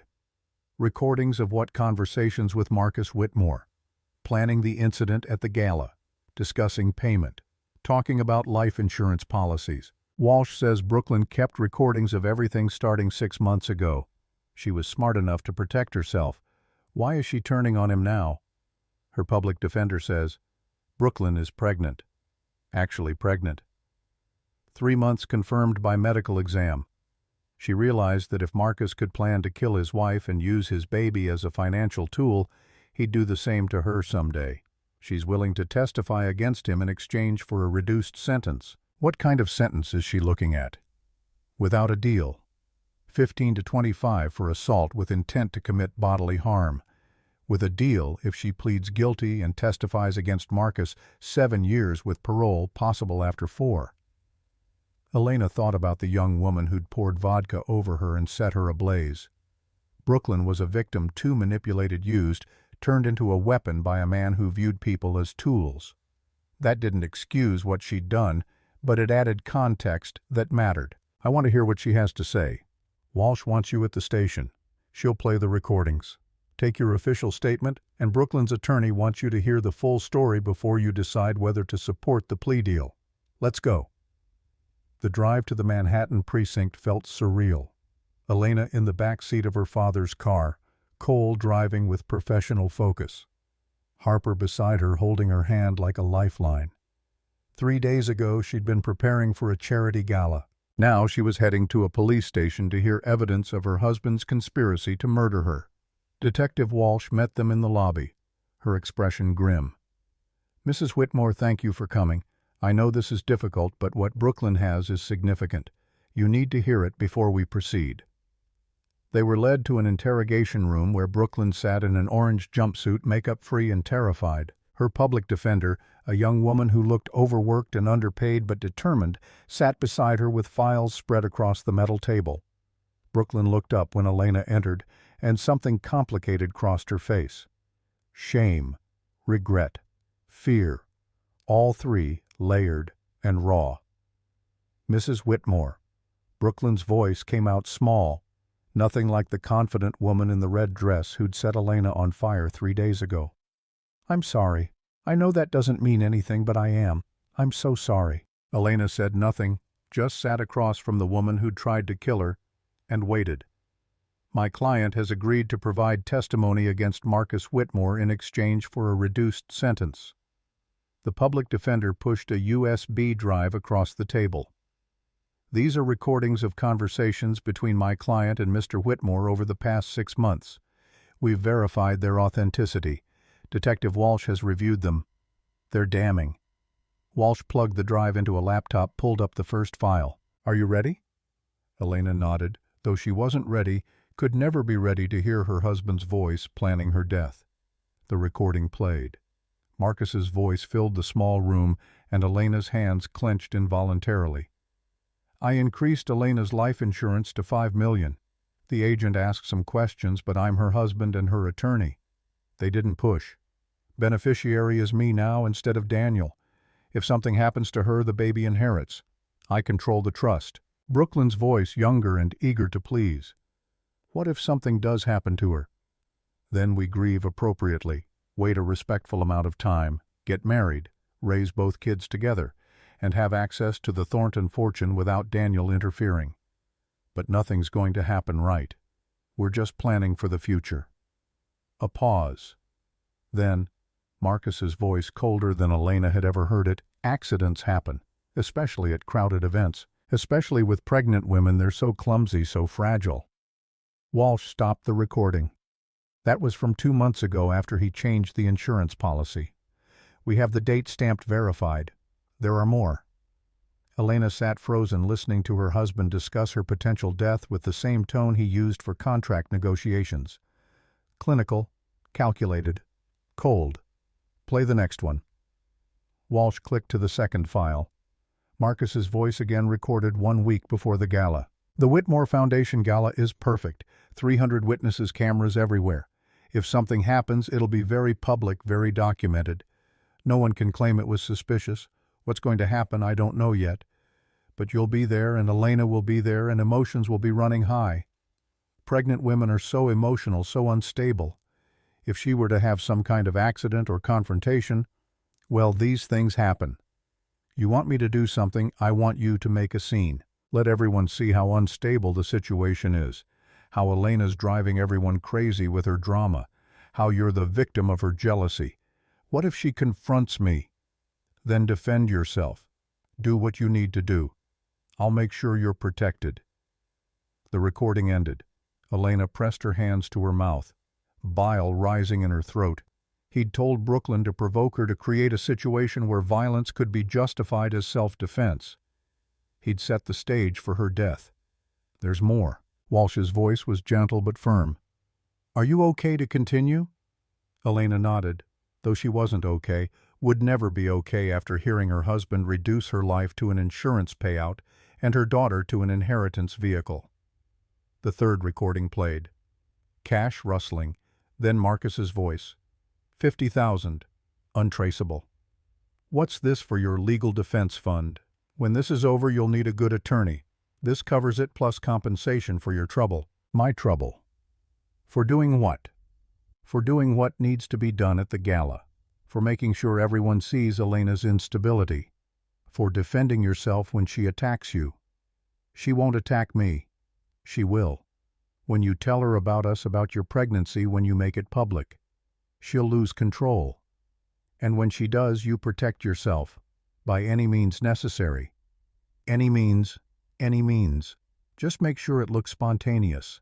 Make sure the baby isn't harmed. The baby has to survive.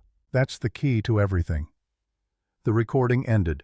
Elena was crying now, silent tears streaming down her face because her husband had valued their unborn daughter only as a tool to access money, not as a person, not as his child, just as leverage for inheritance. "There's one more." Walsh's voice was almost apologetic. "From the day of the gala, 2 hours before the event." Elena nodded, though every instinct screamed to stop listening to unhear what she'd already heard. But she needed to know all of it, needed to understand exactly what Marcus had planned. Brooklyn's voice first scared. "I'm scared. What if I can't do it?" "You can. You're strong, you're brave, and you know what needs to happen. What if I freeze?" "You won't." Marcus's voice was soothing, loving, the voice he'd used when they were dating, when Elena still believed his affection was real. "Just get the vodka on her. Use the lighter I gave you. Make it look impulsive. Jealous mistress, temporary insanity. You'll serve minimal time, maybe 5 years with good behavior. When you get out, we'll have everything. Promise, I promise. I love you. This is for us." Sound of kissing of Brooklyn, crying of Marcus, comforting her. The recording ended. Elena couldn't breathe. The lighter. Marcus had given Brooklyn the lighter, had told her exactly what to do, had promised her a future together if she just committed one small murder. And Brooklyn, young and in love and desperate to believe, had done exactly what he asked. He didn't just allow it. Elena's voice came out broken. He orchestrated it, every detail. Yes. Walsh's expression was grim. "With these recordings we have enough for arrest warrant. Conspiracy to commit murder, insurance fraud, solicitation of murder. Marcus Whitmore is looking at 25 to 30 years minimum." Brooklyn spoke for the first time since the recordings played, her voice small and ashamed. "I started recording after he gave me the lighter. Something felt wrong, too planned, too cold. I realized if he could be this calculating about his wife, he could be calculating about me. I recorded to protect myself." Her hand moved to her belly, protective. "Now I'm pregnant for real, and I realized my baby deserves better than a murderer for a father." Elena looked at the young woman across the table, 27, pregnant, facing 7 years in prison for letting herself be manipulated into attempted murder. "Why are you doing this? Why turn on him?" "Because I'm pregnant." Brooklyn's voice cracked. "And I realized that if Marcus could plan to kill you and use his baby as leverage for money, he'd do it to me too. Eventually. When I wasn't useful anymore."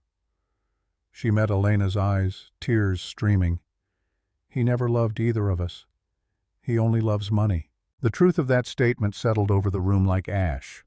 Marcus Whitmore had reduced 2 women to tools, 2 babies to financial instruments, and love to a performance he could discard when the audience changed. "I'll support the plea deal. Elena heard herself say the words before she'd consciously decided, but they felt right. You were manipulated. You're taking responsibility. And your baby deserves a chance. Brooklyn's face crumpled. Thank you. I don't deserve your forgiveness, but thank you. I didn't say I forgive you. Elena's voice stayed level. You set me on fire. You tried to kill me and my daughter. I'll live with scars from that for the rest of my life. But I understand you were a weapon, Marcus pointed at me. And I'd rather see him punished than watch you rot in prison while he walks free. Walsh stood. I'll move forward with the arrest warrant. Officers are executing it now. Marcus will be in custody within the hour. Elena's phone buzzed. A text from an unknown number. Saw your speech on the news. 3 other women have come forward about Marcus Whitmore. Former girlfriends, affair partners. He has a pattern: manipulation, isolation, financial control. You're not the first woman he used. You're just the first who survived to fight back. These women are grateful you're speaking up. You're giving them courage. She showed the text to Walsh, who nodded grimly. We've heard from them too. They're willing to testify about Marcus's pattern of behavior. It strengthens the case significantly. Elena stood, her legs somehow steady despite everything she'd just heard. I want to go home. I want to hold my daughter. She corrected herself. My daughter, who's not born yet, but who kicked through all of this, who survived vodka and fire, and her father's plan to use her as inheritance bait. 6 weeks later, Elena went into labor. Doctor. Richardson's calm voice guided her through contractions that felt like her body was tearing itself apart. Harper held one hand, Daniel the other. Cole waited outside the delivery room, professional to the end, but also genuinely concerned for the woman whose life he'd saved. One more push. Dr. Richardson's voice cut through the pain. You're doing great, Elena. She pushed with everything she had left, and suddenly the pressure released and a baby's cry filled the room, angry, loud, beautiful. The most perfect sound Elena had ever heard. It's a girl. Dr. Richardson lifted the baby, placed her on Elena's chest. 7 pounds, 4 ounces. Perfect. Elena looked at her daughter, at the life she'd protected through fire and conspiracy and attempted murder, and felt love so fierce it rewrote every definition she'd had of the word. This tiny human had survived vodka in the womb, had kicked to tell her mother she was alive, had been nothing more than an inheritance vehicle to her father, but meant everything to her mother. Grace Elizabeth Thornton. Elena whispered the name she'd chosen weeks ago, taking back her maiden name, rejecting the Whitmore legacy completely. Welcome to the world, baby girl. Grace's eyes opened unfocused and new, and Elena counted fingers and toes and found everything perfect. Marcus had wanted this baby only as a tool. Elena wanted her as a daughter, as a person, as proof that surviving terrible things could still create something beautiful. Cole appeared in the doorway with flowers, professional boundaries slightly blurred by genuine affection. For the strongest woman I know. And welcome to the world, Grace. The card attached had a drawing from his daughter Sarah, a stick-figure baby with a crown labeled in careful child handwriting. Welcome, baby Grace. You have a brave mommy. Love, Sarah. Elena cried, relief and exhaustion and overwhelming love mixing into tears that wouldn't stop. Her daughter was here. They'd both survived. And tomorrow the trial began. The next 2 weeks blurred into a chaos of new motherhood and legal preparation. Grace nursed and slept and filled Elena's world with demands that felt blessedly normal after months of conspiracy and attempted murder. James filed motions. Walsh gathered evidence. And Marcus, in custody awaiting trial, made desperate attempts to contact Elena that went unanswered. 3 months after Grace's birth, Judge Maria Rodriguez set the trial date. Marcus's defense team, 4 expensive lawyers led by Robert Hutchins, notorious for defending wealthy criminals, filed motions to dismiss that were denied with prejudice. The evidence was overwhelming. Video footage of the lighter purchase and handoff. Financial records showing asset movement and insurance fraud. Audio recordings of explicit instructions to commit violence. Brooklyn's testimony as accomplice turned witness. 3 other women willing to testify about Marcus's pattern of manipulation. Elena prepared with the intensity of someone fighting for more than justice, fighting for her daughter's future, for other women who might be fooled by Marcus's charm, for the principle that people couldn't buy their way out of attempted murder just because they were rich and connected. She practiced testimony until she could recite her story without her voice breaking. She reviewed evidence until she knew every timestamp and transaction. She transformed from victim to warrior with the same determination that had driven her to cover her belly while burning. And as trial approached, Elena looked at Grace sleeping in her bassinet and whispered a promise. "Tomorrow I make sure he never hurts anyone else. Tomorrow, justice." The trial began on a Tuesday morning when Grace was 3 months old and autumn had turned Manhattan's trees the color of flames. Elena entered the courthouse carrying her daughter in a baby carrier flanked by Daniel and Cole, and felt 300 cameras capture the image young mother burn scars visible on her wrists where sleeves didn't quite cover, facing down the man who'd tried to erase her. The media had turned this into a spectacle. Networks ran countdowns. Legal analysts debated strategy on morning shows. Social media exploded with opinions about whether Elena was a gold digger who'd provoked her husband or a survivor fighting for justice. The videos from the gala had been viewed 40 million times, dissected frame by frame, turned into memes and think pieces, and fuel for a culture that consumed tragedy as entertainment. Elena ignored all of it. She'd learned to move through crowds without seeing individual faces, to let the noise wash over her like static.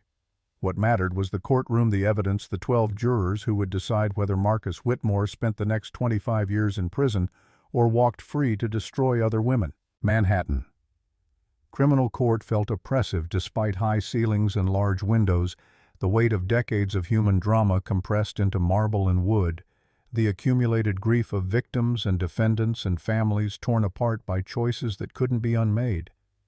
Judge Maria Rodriguez presided from the bench, 60-something and Latina, with a reputation for running her courtroom with an iron fist and zero tolerance for theatrics. The prosecution table held ADA Jennifer Martinez, 45, and sharp as broken glass, known for prosecuting white-collar criminals, with the fervor of someone who'd grown up watching rich people buy their way out of consequences.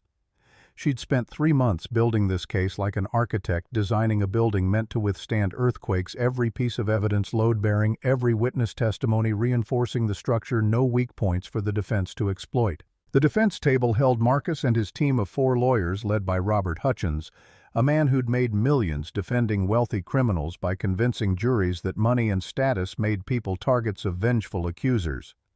Hutchins was 60, silver-haired, expensive suit, the kind of attorney who could make jurors doubt their own memories if given enough time and the right angle of attack.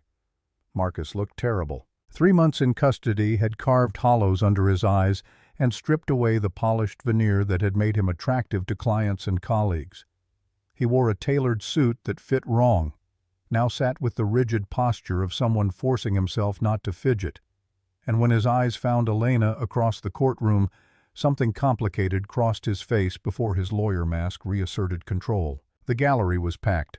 Catherine in the front row wearing black like she was already in mourning, Harper and Cole beside Daniel, reporters filling every available seat, and somewhere in the overflow crowd, the 3 women who'd come forward about Marcus's pattern of manipulation, here to watch the man who'd hurt them face consequences. Jury selection had taken 2 weeks. 7 women, 5 men ranging from mid-20s to late 60s, diverse in race and background, but united by one critical factor.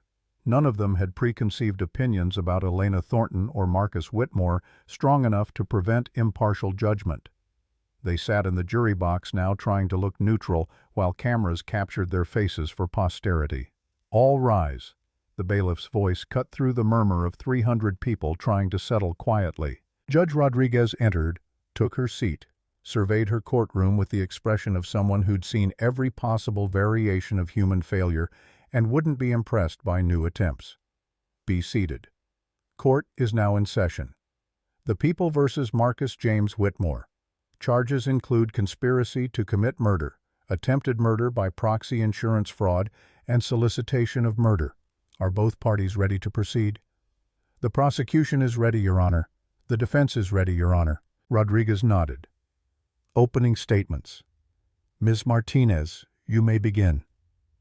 Martinez stood, buttoned her jacket, walked to the jury box with the confidence of someone holding a straight flush.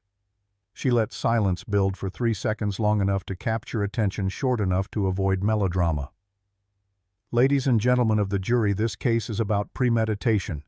It's about a man who saw his pregnant wife not as a person, but as an obstacle to wealth, who planned her death with the same cold calculation he used in corporate contracts, who manipulated a young woman into becoming a weapon, who valued money over life, over love, over the child he claimed to want. She clicked a remote and the screen behind her lit up with a timeline, 8 months of Marcus's preparation laid out in stark chronological order. 8 months before the attack, the defendant began an affair with Brooklyn Hayes, his paralegal.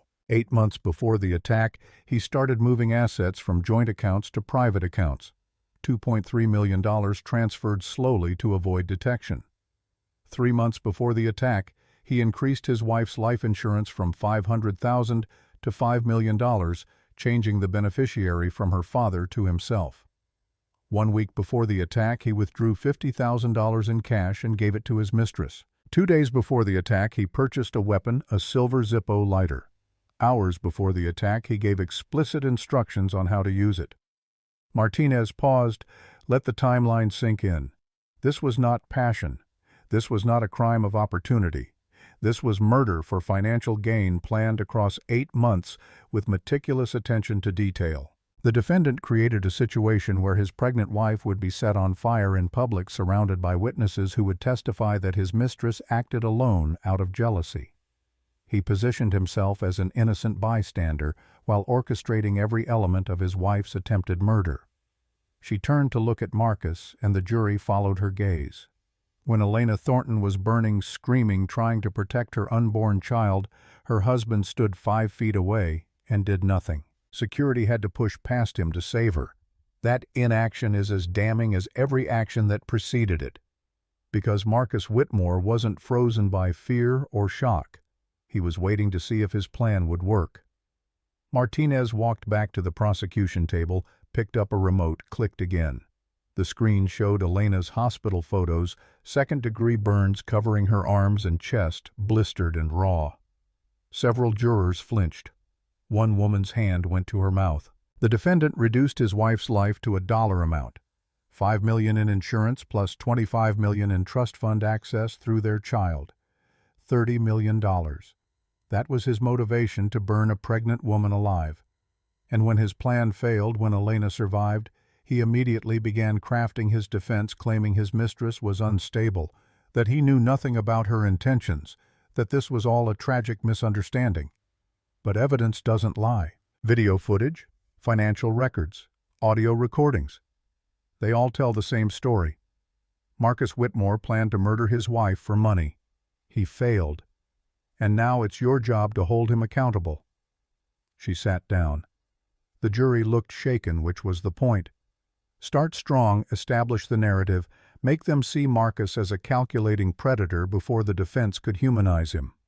Mr. Hutchins, your opening statement.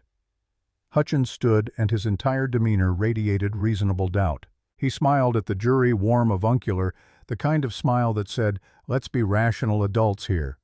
Ladies and gentlemen, the prosecution wants you to believe that Marcus Whitmore is a monster.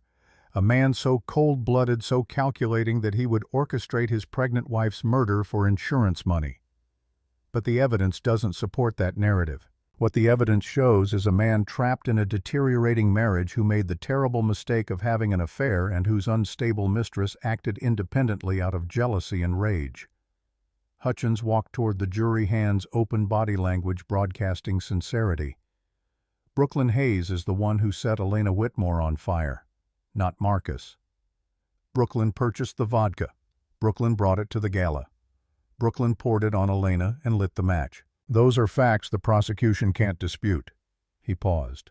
Let that sink in. Now, did Marcus have an affair? Yes. Did he make terrible choices that hurt his wife? Absolutely. Is he guilty of being a bad husband? Without question. But being a bad husband is not the same as being a murderer. Hutchins clicked his own remote. The screen showed financial documents, the same transactions Martinez had highlighted but annotated differently. The prosecution claims these money transfers prove premeditation. But Marcus Whitmore is a corporate attorney, managing money, changing insurance policies, making financial decisions. That's what he does professionally. There's nothing inherently suspicious about a successful lawyer restructuring his finances. He moved to the timeline of the lighter purchase. And this lighter the prosecution keeps mentioning Marcus bought it as a gift. A thoughtless gift, certainly. But Brooklyn Hayes is an adult who made her own choices. She's the one who decided to use that lighter as a weapon. She's the one who committed assault. And she's already pleaded guilty and is serving 7 years because she knows she's responsible. Hutchins' voice took on a note of sympathy. The prosecution wants you to believe that Brooklyn Hayes was manipulated, that she's another victim of Marcus Whitmore's schemes. But Brooklyn Hayes secretly recorded conversations with Marcus for 6 months. Does that sound like a helpless victim? Or does that sound like someone who knew exactly what she was doing and was protecting herself? He gestured to the defense table where Marcus sat with practiced remorse on his face. Marcus Whitmore made mistakes. He betrayed his wife's trust. He hurt his family. But this case isn't about whether Marcus is a good person. It's about whether the prosecution can prove beyond a reasonable doubt that he conspired to murder Elena. And when you look at the actual evidence, not the prosecution's inflammatory interpretation but the facts themselves, you'll see that reasonable doubt exists. You'll see that Brooklyn Hayes acted independently, and you'll have no choice but to find Marcus Whitmore not guilty. He sat down. The jury looked less certain now, which was exactly what Hutchins wanted. Create doubt. Offer an alternative narrative. Make Marcus seem like a flawed human rather than a monster. Judge Rodriguez checked her watch. We'll take a 15-minute recess before the prosecution calls its first witness. Elena stood in the hallway outside the courtroom, Grace asleep in her carrier, and tried to calm her racing heart. She'd known Hutchins would be good. You didn't charge $1,000 an hour without being exceptional at your job. But hearing him minimize Marcus's actions into mere mistakes felt like being gaslit all over again. He's trying to make the jury forget that you were on fire. Cole's voice was low, meant only for her. Don't let him rewrite what happened. Harper appeared with coffee she'd somehow procured from the chaos of reporters and court staff. You okay? Elena took the coffee, let the warmth ground her. I will be, once I get to tell my side. The trial resumed with Martinez calling her first witness. Cole Brennan, please take the stand. Cole walked to the witness box with military bearing, was sworn in, sat with the kind of controlled stillness that came from years of training. Martinez approached with confidence. Cole was her foundation, the eyewitness whose testimony would anchor everything that followed. Mr. Brennan, please state your occupation. I'm Director of Security for the Thornton Foundation. Prior to that, I was Security Chief at Thornton Grand Ballroom. And you were working in that capacity on the night of November 30th. Yes, ma'am. Tell the jury what you observed regarding Marcus Whitmore and Brooklyn Hayes in the days leading up to the gala. Cole's voice stayed level, professional. 2 days before the event, I reviewed security footage from the building's parking garage. I observed Mr. Whitmore meeting with Miss Hayes. He handed her a small silver object. Based on subsequent events, I believe that object was the lighter used in the attack. Martinez clicked her remote. Footage appeared on screen, time-stamped clear, Marcus's hand passing something small to Brooklyn's waiting palm. The jury leaned forward, watching the silent transaction that looked innocuous until you knew what came next. What happened on the night of the gala itself, I was monitoring the ballroom. I observed Ms. Hayes grab a vodka bottle and approach Mrs. Whitmore. I recognized the danger immediately. Vodka is highly flammable. I shouted for everyone to get back, and then Ms. Hayes poured the vodka on Mrs. Whitmore. Then she produced the lighter, the same lighter I'd seen Mr. Whitmore give her 2 days earlier. What did you do? I moved to intervene. Mrs. Whitmore's dress ignited. I tackled her to the floor, used my jacket to smother the flames, and another security officer deployed a fire extinguisher. Martinez paused. Let the jury visualize the scene. Where was Marcus Whitmore during this? Approximately 5 feet from his wife.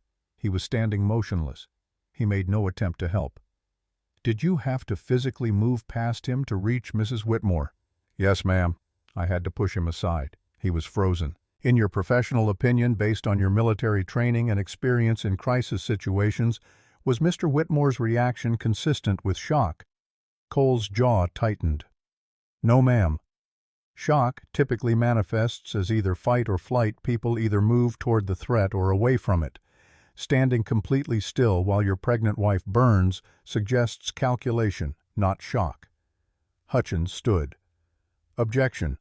The witness is not qualified to diagnose psychological states. Sustained. The jury will disregard the witness's characterization of Mr. Whitmore's mental state. But the damage was done. The jury had heard it had the image planted Marcus standing motionless while Elena burned, not because he was traumatized, but because he was waiting. No further questions. Hutchins approached for cross-examination, his expression sympathetic. Mr. Brennan, you're employed by Daniel Thornton, correct? Yes. Elena Whitmore's father. Your paycheck comes from her family. I'm employed to protect people. That night I protected a pregnant woman who was on fire. Whether her father signs my paychecks doesn't change that fact. But you have a vested interest in supporting the prosecution's narrative, don't you? Your employer wants to see Marcus Whitmore convicted. I have a vested interest in truth. The footage speaks for itself. Hutchins tried a different angle. You claim Mr. Whitmore was frozen. But isn't it possible he was simply in shock, that he experienced a normal trauma response? In my experience, people in shock don't stand perfectly still. They shake, they stumble, they cry. Mr. Whitmore did none of those things. He just watched. Hutchins realized he was making it worse. No further questions. Cole stepped down, and Martinez called her next witness. Harper Reed, please take the stand. Harper was sworn in, sat with the nervous energy of someone not accustomed to courtrooms. Martinez guided her through testimony about confronting Marcus 6 months earlier, about his threats to destroy Elena's friendship if Harper revealed the affair, about the pattern of isolation and manipulation. He said Elena would choose him over me. Harper's voice wavered but held. He said I'd lose my best friend if I told the truth. He was that confident in his control over her. Hutchins' cross-examination tried to paint Harper as a bitter friend with financial ties to Elena's business, but Harper held firm. She wasn't getting paid to testify. She was trying to right the wrong of her silence. Dr. Helen Richardson took the stand next, methodical in her description of Elena's injuries. Second-degree burns covering 18% of body surface area. Significant risk of premature labor and fetal death. The fact that both mother and baby survived is remarkable, not guaranteed. Martinez had photos entered into evidence Elena's burns in stark medical detail. 3 jurors looked away. 2 women had tears in their eyes. The forewoman was writing furiously, her face set in lines of anger. These burns required immediate medical intervention. Without the quick actions of security personnel, Mrs. Whitmore and her baby would likely have died. Hutchins had no questions for the doctor. There was no way to cross-examine medical facts without seeming callous. Detective Sarah Walsh was called next. She walked the jury through the investigation, interviewing witnesses, collecting evidence, obtaining warrants for financial records and phone data. She explained how the $50,000 cash withdrawal had been traced, how Marcus's credit card showed the lighter purchase, how cell tower data placed him near Brooklyn's apartment multiple times in the week before the gala. Then Martinez entered the evidence that would break the case wide open. Your Honor, the prosecution would like to play audio recordings obtained from Brooklyn Hayes. Rodriguez nodded. Proceed. The first recording played through speakers loud enough for everyone to hear. Marcus's voice filled the courtroom, and Elena watched his face drain of color as his own words convicted him. I increased Elena's life insurance to $5 million. The agent asked questions, but I'm her husband and attorney. They didn't push. Beneficiary is me now. If something happens to her, the baby inherits. I control the trust. Brooklyn's voice younger and eager. What if something does happen? Then we grieve appropriately. Wait a respectful amount of time, get married, raise both kids together, and have access to the Thornton fortune without Daniel interfering. But nothing's going to happen right. Accidents happen, especially at crowded events, especially with pregnant women. They're so clumsy, so fragile. The recording stopped. The courtroom sat in stunned silence. Even people who'd read transcripts looked shaken hearing Marcus's voice discussing his pregnant wife's potential death with the emotional investment of someone planning a grocery list. Martinez let the silence build before playing the second recording. Marcus planning the gala as the perfect venue for an accident, giving Brooklyn instructions to make a scene, promising to protect her if things went wrong. The third recording played next. The $50,000 payment, Marcus explaining it was for Brooklyn's legal defense fund and compensation for her trouble. His voice making it clear that he expected trouble because he was planning trouble. Then the final recording from the day of the gala. Marcus's explicit instructions. Just get the vodka on her. Use the lighter I gave you. Make it look impulsive. You'll serve minimal time. When you get out, we'll have everything. When the fourth recording ended, Elena looked at the jury. Every single one was staring at Marcus with expressions ranging from disgust to rage. The forewoman had stopped writing. She just sat with her arms crossed, jaw set, looking like she'd already made her decision. Catherine was crying in the gallery, whether from genuine horror or performed grief, Elena couldn't tell. Harper gripped Daniel's hand. Cole's expression stayed neutral, but his eyes held satisfaction. Martinez stood. The prosecution would like to note that these recordings were made by Brooklyn Hayes as insurance against the defendant. She recognized his calculating nature and protected herself. These are not taken out of context. These are not misunderstandings. These are Marcus Whitmore's own words planning his wife's murder in detail. Hutchins looked pale. He conferred with his team in urgent whispers. There was no good cross-examination for audio recordings of your client explicitly planning a murder. All Hutchins could do was damage control. The recordings will speak for themselves. We reserve the right to address their interpretation during our defense. But everyone in that courtroom knew what they'd heard. Marcus Whitmore planning murder like a business transaction, reducing his wife and child to line items in a profit-loss calculation. The prosecution calls Brooklyn Hayes to the stand. Brooklyn entered in her orange jumpsuit, visibly pregnant now at 6 months, looking younger and more frightened than she had at the gala. She was sworn in, sat with hands folded protectively over her belly, and refused to look at Marcus. Martinez's examination was gentle, drawing out the story of how Marcus had groomed her, the love bombing, the isolation, the way he'd painted Elena as the villain trapping him in a loveless marriage. Brooklyn described believing she was rescuing Marcus, that she was the hero of a romance story, that Elena deserved to lose him because Elena didn't appreciate what she had. When did that narrative change? When he gave me the lighter. Brooklyn's voice cracked. He was so specific about what to do with it. Get vodka on her dress, make it look impulsive, temporary insanity defense. It felt too planned, too cold. I started recording after that because I realized if he could plan this for his wife, he could plan something for me later. Why are you testifying against him now? Her hand moved to her belly, the same protective gesture Elena had made while burning. Because I'm pregnant, and I realized my baby deserves better than a father who murders people for money. Hutchins's cross-examination was brutal. He hammered on Brooklyn's mental state, her jealousy, her recorded admission of loving Marcus. Aren't you lying to reduce your sentence? Brooklyn's voice stayed steady despite tears. I'm already sentenced to 7 years. I've pleaded guilty to assault. I have nothing to gain from this except knowing my child won't grow up thinking their father was a good man. You set Elena Whitmore on fire. Yes, and I'll live with that for the rest of my life. But I won't let Marcus pretend he's innocent. Hutchins tried to break her, but Brooklyn had already broken and rebuilt herself. She'd accepted her guilt. She wouldn't let Marcus escape his. The prosecution calls Elena Thornton to the stand. This was the moment everything had built toward.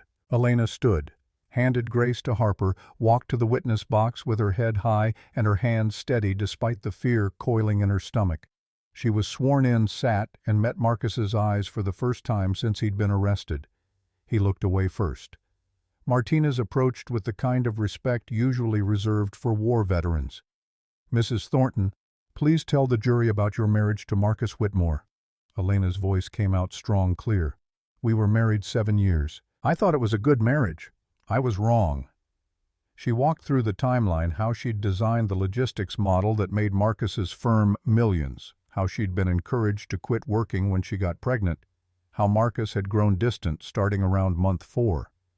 Did you contribute financially to your household? Not after I quit working. But I brought my family's business connections, my father's real estate holdings. Marcus's firm benefited significantly from those relationships. Did you ever suspect the affair? Elena paused, choosing honesty over pride. Yes. Not consciously, but somewhere deep down I knew. He stopped touching me, stopped asking about the baby, started working late every night. I made excuses because I didn't want it to be true. When did you learn about Brooklyn Hayes the night of the gala? She told me in the bathroom, showed me messages, photos, the sonogram of her baby. What did you do? I confronted Marcus publicly. I asked about his pregnant mistress in front of 300 people. Why did you do that? Because I was done being quiet, done making myself small, done pretending I didn't see what was right in front of me. Martinez pulled up footage from the gala, the confrontation, Brooklyn grabbing the vodka bottle the moments before ignition. What were you thinking when Brooklyn poured vodka on you?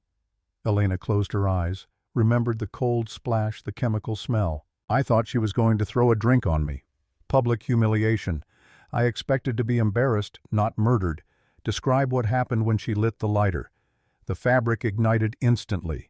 Flames went up my dress, up my belly. The heat was immediate, agonizing. My hands flew to cover my stomach because all I could think about was protecting my baby. Where was your husband during this 5 feet away? Frozen. Cole Brennan had to push past him to reach me. What went through your mind when you saw Marcus standing there? That my baby wouldn't know their mother. That this man I'd loved and trusted was letting me burn. That I had to save us both because no one else would. Martinez let that sink in. Mrs. Thornton, did you know Marcus had increased your life insurance? No. I never signed any paperwork. Did you know he'd been moving money out of joint accounts? Not until my attorney discovered it after the attack. Did you know he'd purchased a lighter 2 days before the Gala? Did you know he'd given Brooklyn that lighter with instructions to set you on fire? Elena's voice broke for the first time. No. I didn't know my husband had planned to murder me for $30 million. The courtroom was silent except for someone crying in the gallery. Elena took a breath, steadied herself. But I know now. I know he researched my death like a corporate merger. I know he manipulated Brooklyn into becoming his weapon. I know he stood motionless while I burned because he was waiting to see if his plan would work. And I know my daughter exists because I fought for her while her father valued her only as a tool to access money. No further questions. Hutchins approached for cross-examination, and Elena braced herself. Mrs. Thornton, isn't it true you wanted revenge for the affair I wanted to leave? I was planning to file for divorce. I didn't need revenge. I needed safety. Isn't it true your father's wealth gave you power to destroy my client's career? My father's wealth gave me access to good lawyers. Your client's own recorded words destroyed him. You're a scorned woman seeking vengeance, aren't you? Elena looked at Hutchins, then at the jury, then at Marcus. When she spoke, her voice carried across the courtroom with absolute clarity. I'm a woman who survived a murder attempt. There's a difference. Hutchins tried several more angles, but Elena had been preparing for this moment for 3 months. She stayed calm, refused to be rattled, answered every question with facts instead of emotion. Finally, Hutchins gave up. No further questions. Elena stepped down, reclaimed grace from Harper, and felt something shift in the courtroom. The prosecution had proven its case. Now all that remained was the verdict. The defense put up a weak fight. They called character witnesses who testified that Marcus was a good lawyer, a respected colleague, a man who'd made mistakes but didn't deserve prison. They tried to argue that the recordings were taken out of context, that Brooklyn had manipulated Marcus as much as he'd manipulated her, that this was a tragic case of 2 affairs gone wrong rather than premeditated murder. But they couldn't explain the lighter purchase, couldn't explain the insurance policy, couldn't explain Marcus's frozen response while his wife burned. The evidence was overwhelming and everyone knew it. Closing arguments came 3 days later. Martinez stood before the jury with the quiet confidence of someone holding an unbeatable hand. Ladies and gentlemen, this case is about a man who valued money over human life, who planned his pregnant wife's death with cold calculation, who manipulated a young woman into becoming his weapon, who stood motionless while his wife burned because he was waiting to collect $30 million. She pulled up the timeline one last time. 8 months of preparation, financial manipulation, insurance, fraud, weapon, procurement, explicit instructions. Every step documented, every choice deliberate. The defense wants you to believe this was a tragic misunderstanding. But you've heard Marcus Whitmore's own voice planning Elena's death. You've seen video footage of him giving Brooklyn the lighter. You've heard testimony from security personnel who watched him stand frozen while his pregnant wife screamed in agony. Martinez walked to the jury box, made eye contact with each juror. This wasn't passion. This wasn't a crime of opportunity. This was murder for financial gain planned across 8 months with meticulous attention to detail. And the only reason Marcus Whitmore is on trial instead of collecting insurance money is because Elena Thornton fought for her life and won. She held up a photo of Elena holding newborn Grace. This baby exists because her mother protected her while burning, not because her father wanted her to live, but because he wanted her to inherit. He reduced a human life to a dollar amount. And now it's your job to show that in this courtroom, in this city, in this country, we value human life over money. Martinez sat down. The jury looked grim, resolute. Hutchins stood for his closing, and even his considerable skill couldn't overcome the mountain of evidence. He tried to create reasonable doubt, arguing that Brooklyn acted independently, that the recordings were misinterpreted, that Marcus was guilty of being a terrible husband but not a murderer. But his voice lacked conviction. He knew he'd lost. Everyone knew. Judge Rodriguez gave the jury their instructions. 4 charges: conspiracy to commit murder, attempted murder by proxy, insurance fraud, solicitation of murder. They needed to be convinced beyond reasonable doubt, but reasonable was doing a lot of work in a case where the defendant had been recorded planning every detail. The jury deliberated for 4 hours. Elena waited in a private room nursing Grace and trying not to think about what would happen if they came back with not guilty verdicts. James had warned her that juries were unpredictable, that wealthy defendants sometimes got sympathy votes, that one holdout could mean a mistrial. But 4 hours was fast. Fast meant decisive. Fast meant the evidence had been overwhelming enough that deliberation was just a formality. They're back. Elena's heart stuttered. She handed Grace to Harper, stood on legs that felt disconnected from her body, and walked back into the courtroom for the final time. The jury filed in with expressions that gave nothing away. Marcus sat rigid at the defense table, his lawyers flanking him like a protective barrier that wouldn't matter if the verdict went wrong. Has the jury reached a verdict? The forewoman stood, a black woman in her 50s who'd been taking notes throughout the trial, whose face had shown increasing disgust as evidence mounted. We have, Your Honor. On the charge of conspiracy to commit murder, how do you find the defendant guilty? The word detonated like a bomb. The courtroom erupted, gasps, exclamations, one person clapping before the bailiff shut it down. Catherine collapsed in her seat, sobbing loud enough to be heard over Rodriguez's gavel demanding order. On the charge of attempted murder by proxy, how do you find the defendant guilty? On the charge of insurance fraud, guilty. On the charge of solicitation of murder, guilty. Guilty on all counts. Marcus's face went white, then gray, then crumpled into something Elena had never seen before. Genuine fear. The kind that came from understanding that consequences were real, and he couldn't negotiate his way out. Elena held Grace close, feeling her daughter's warmth against her chest, and let tears stream down her face. Not tears of joy, this wasn't joyful, but tears of relief so profound they hurt. Justice had been served. The system had worked. Marcus Whitmore would spend the next decades in prison, and no other woman would be fooled by his charm into believing his lies. Judge Rodriguez set sentencing for 2 weeks. Court is adjourned. Marcus was led away in handcuffs, still in shock, his lawyers already planning appeals that would go nowhere. Catherine tried to approach Elena, but Daniel's security blocked her path. Harper hugged Elena from one side, Daniel from the other, and Grace cooed between them, alive, healthy, safe. Outside the courthouse, cameras captured Elena's exit. She wore a navy suit Harper had designed, carried Grace in her arms, and walked with her head high, despite exhaustion threatening to buckle her knees. Reporters shouted questions. "How do you feel? What do you want to say to other survivors? Will you let Marcus see his daughter?" Elena stopped at the microphones, adjusted Grace in her arms, and spoke with the clarity of someone who'd been preparing these words for 3 months. 3 months ago, my husband tried to have me murdered for inheritance money. He manipulated a young woman into setting me on fire while I was pregnant. Today, justice was served. To anyone experiencing abuse, manipulation, or feeling unsafe in their relationship, you're not crazy. You're not imagining it. You're not overreacting. Trust your instincts. Speak your truth. Leave. Survive. Because survival is the first step to everything else. Grace chose that moment to make a sound. Not quite a coo, not quite a cry, just baby noise that somehow got picked up by every microphone. The cameras ate it up. Elena smiled despite everything, kissed her daughter's head, and walked away from the courthouse feeling lighter than she had in months.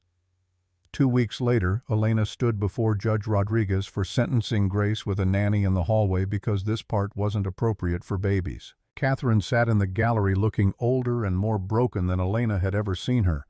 The 3 other women Marcus had manipulated were there too, finally seeing him held accountable. The court recognizes Elena Thornton for victim impact statement. Elena approached the podium with a typed statement she'd labored over for days, trying to find words adequate for what Marcus had taken from her. But when she stood there looking at him in his orange jumpsuit, the typed words felt insufficient. She set the paper aside and spoke from memory. "Your Honor, Marcus Whitmore didn't just try to kill me. He tried to erase me, make me irrelevant, reduce me to a dollar amount. He was willing to orphan our daughter for money. But I survived. My daughter survived. And now we get to build a life where we matter, where we're valued, where we're safe." She paused, looked at Marcus directly. "I don't forgive you. You set me on fire by proxy, tried to use our daughter as an inheritance vehicle, and stood motionless while I screamed for help. But I don't hate you either. Hate takes energy I'd rather spend on building than destroying. So I'm simply done with you. You no longer exist in my world except as a lesson about trusting my instincts and recognizing manipulation before it becomes murder." Judge Rodriguez nodded, turned to Marcus. "Does the defendant wish to make a statement?" Marcus stood, and for a moment Elena thought he might actually apologize. Instead, he launched into a speech about how he'd been manipulated by Brooklyn, how the system had failed him, how his trial had been prejudiced by media attention. Rodriguez cut him off. "Mr. Whitmore, you have been found guilty by a jury of your peers on 4 counts of conspiracy and attempted murder. You planned your pregnant wife's death to collect insurance money and access her family's wealth. You manipulated a young woman into committing violence. You stood motionless while your wife burned. These crimes represent a betrayal not just of your marriage vows, but of basic human decency." She paused. Let that sink in. "I hereby sentence you to 25 years in state prison, eligible for parole in 15 years. You are hereby disbarred from practicing law in the state of New York. You will pay restitution to cover all medical expenses and damages incurred by Elena Thornton. Court is adjourned." 25 years. Marcus would be 60 when he got out. His career destroyed, his reputation in ruins, his daughter grown and raised by a mother who'd protected her from him. Elena felt the weight of those years settle over the courtroom like snow. Marcus was led away screaming now that the performance was over. "This is a travesty. She manipulated you all. The Thornton money bought this verdict." But nobody was listening. The bailiffs dragged him out while he shouted conspiracy theories and accusations, and Elena just stood there feeling nothing except exhausted relief. Outside, the media circus was smaller this time. Sentencing didn't draw the same crowds as guilty verdicts. Elena made a brief statement about justice being served, about moving forward, about focusing on her daughter's future instead of her ex-husband's past. Then she went home to Daniel's estate, to the nursery she'd decorated in soft yellows and whites, to Grace, who was teething and cranky and blessedly beautifully normal. She fed her daughter, changed her diaper, sang lullabies her own mother had sung decades ago, and felt something inside her finally unclenching. It was over. Marcus was in prison. The trial was finished. she could breathe again. 18 months passed in a blur of motherhood and rebuilding. Elena created the Thornton Foundation, a nonprofit providing legal aid, shelter funding, and job training to domestic violence survivors.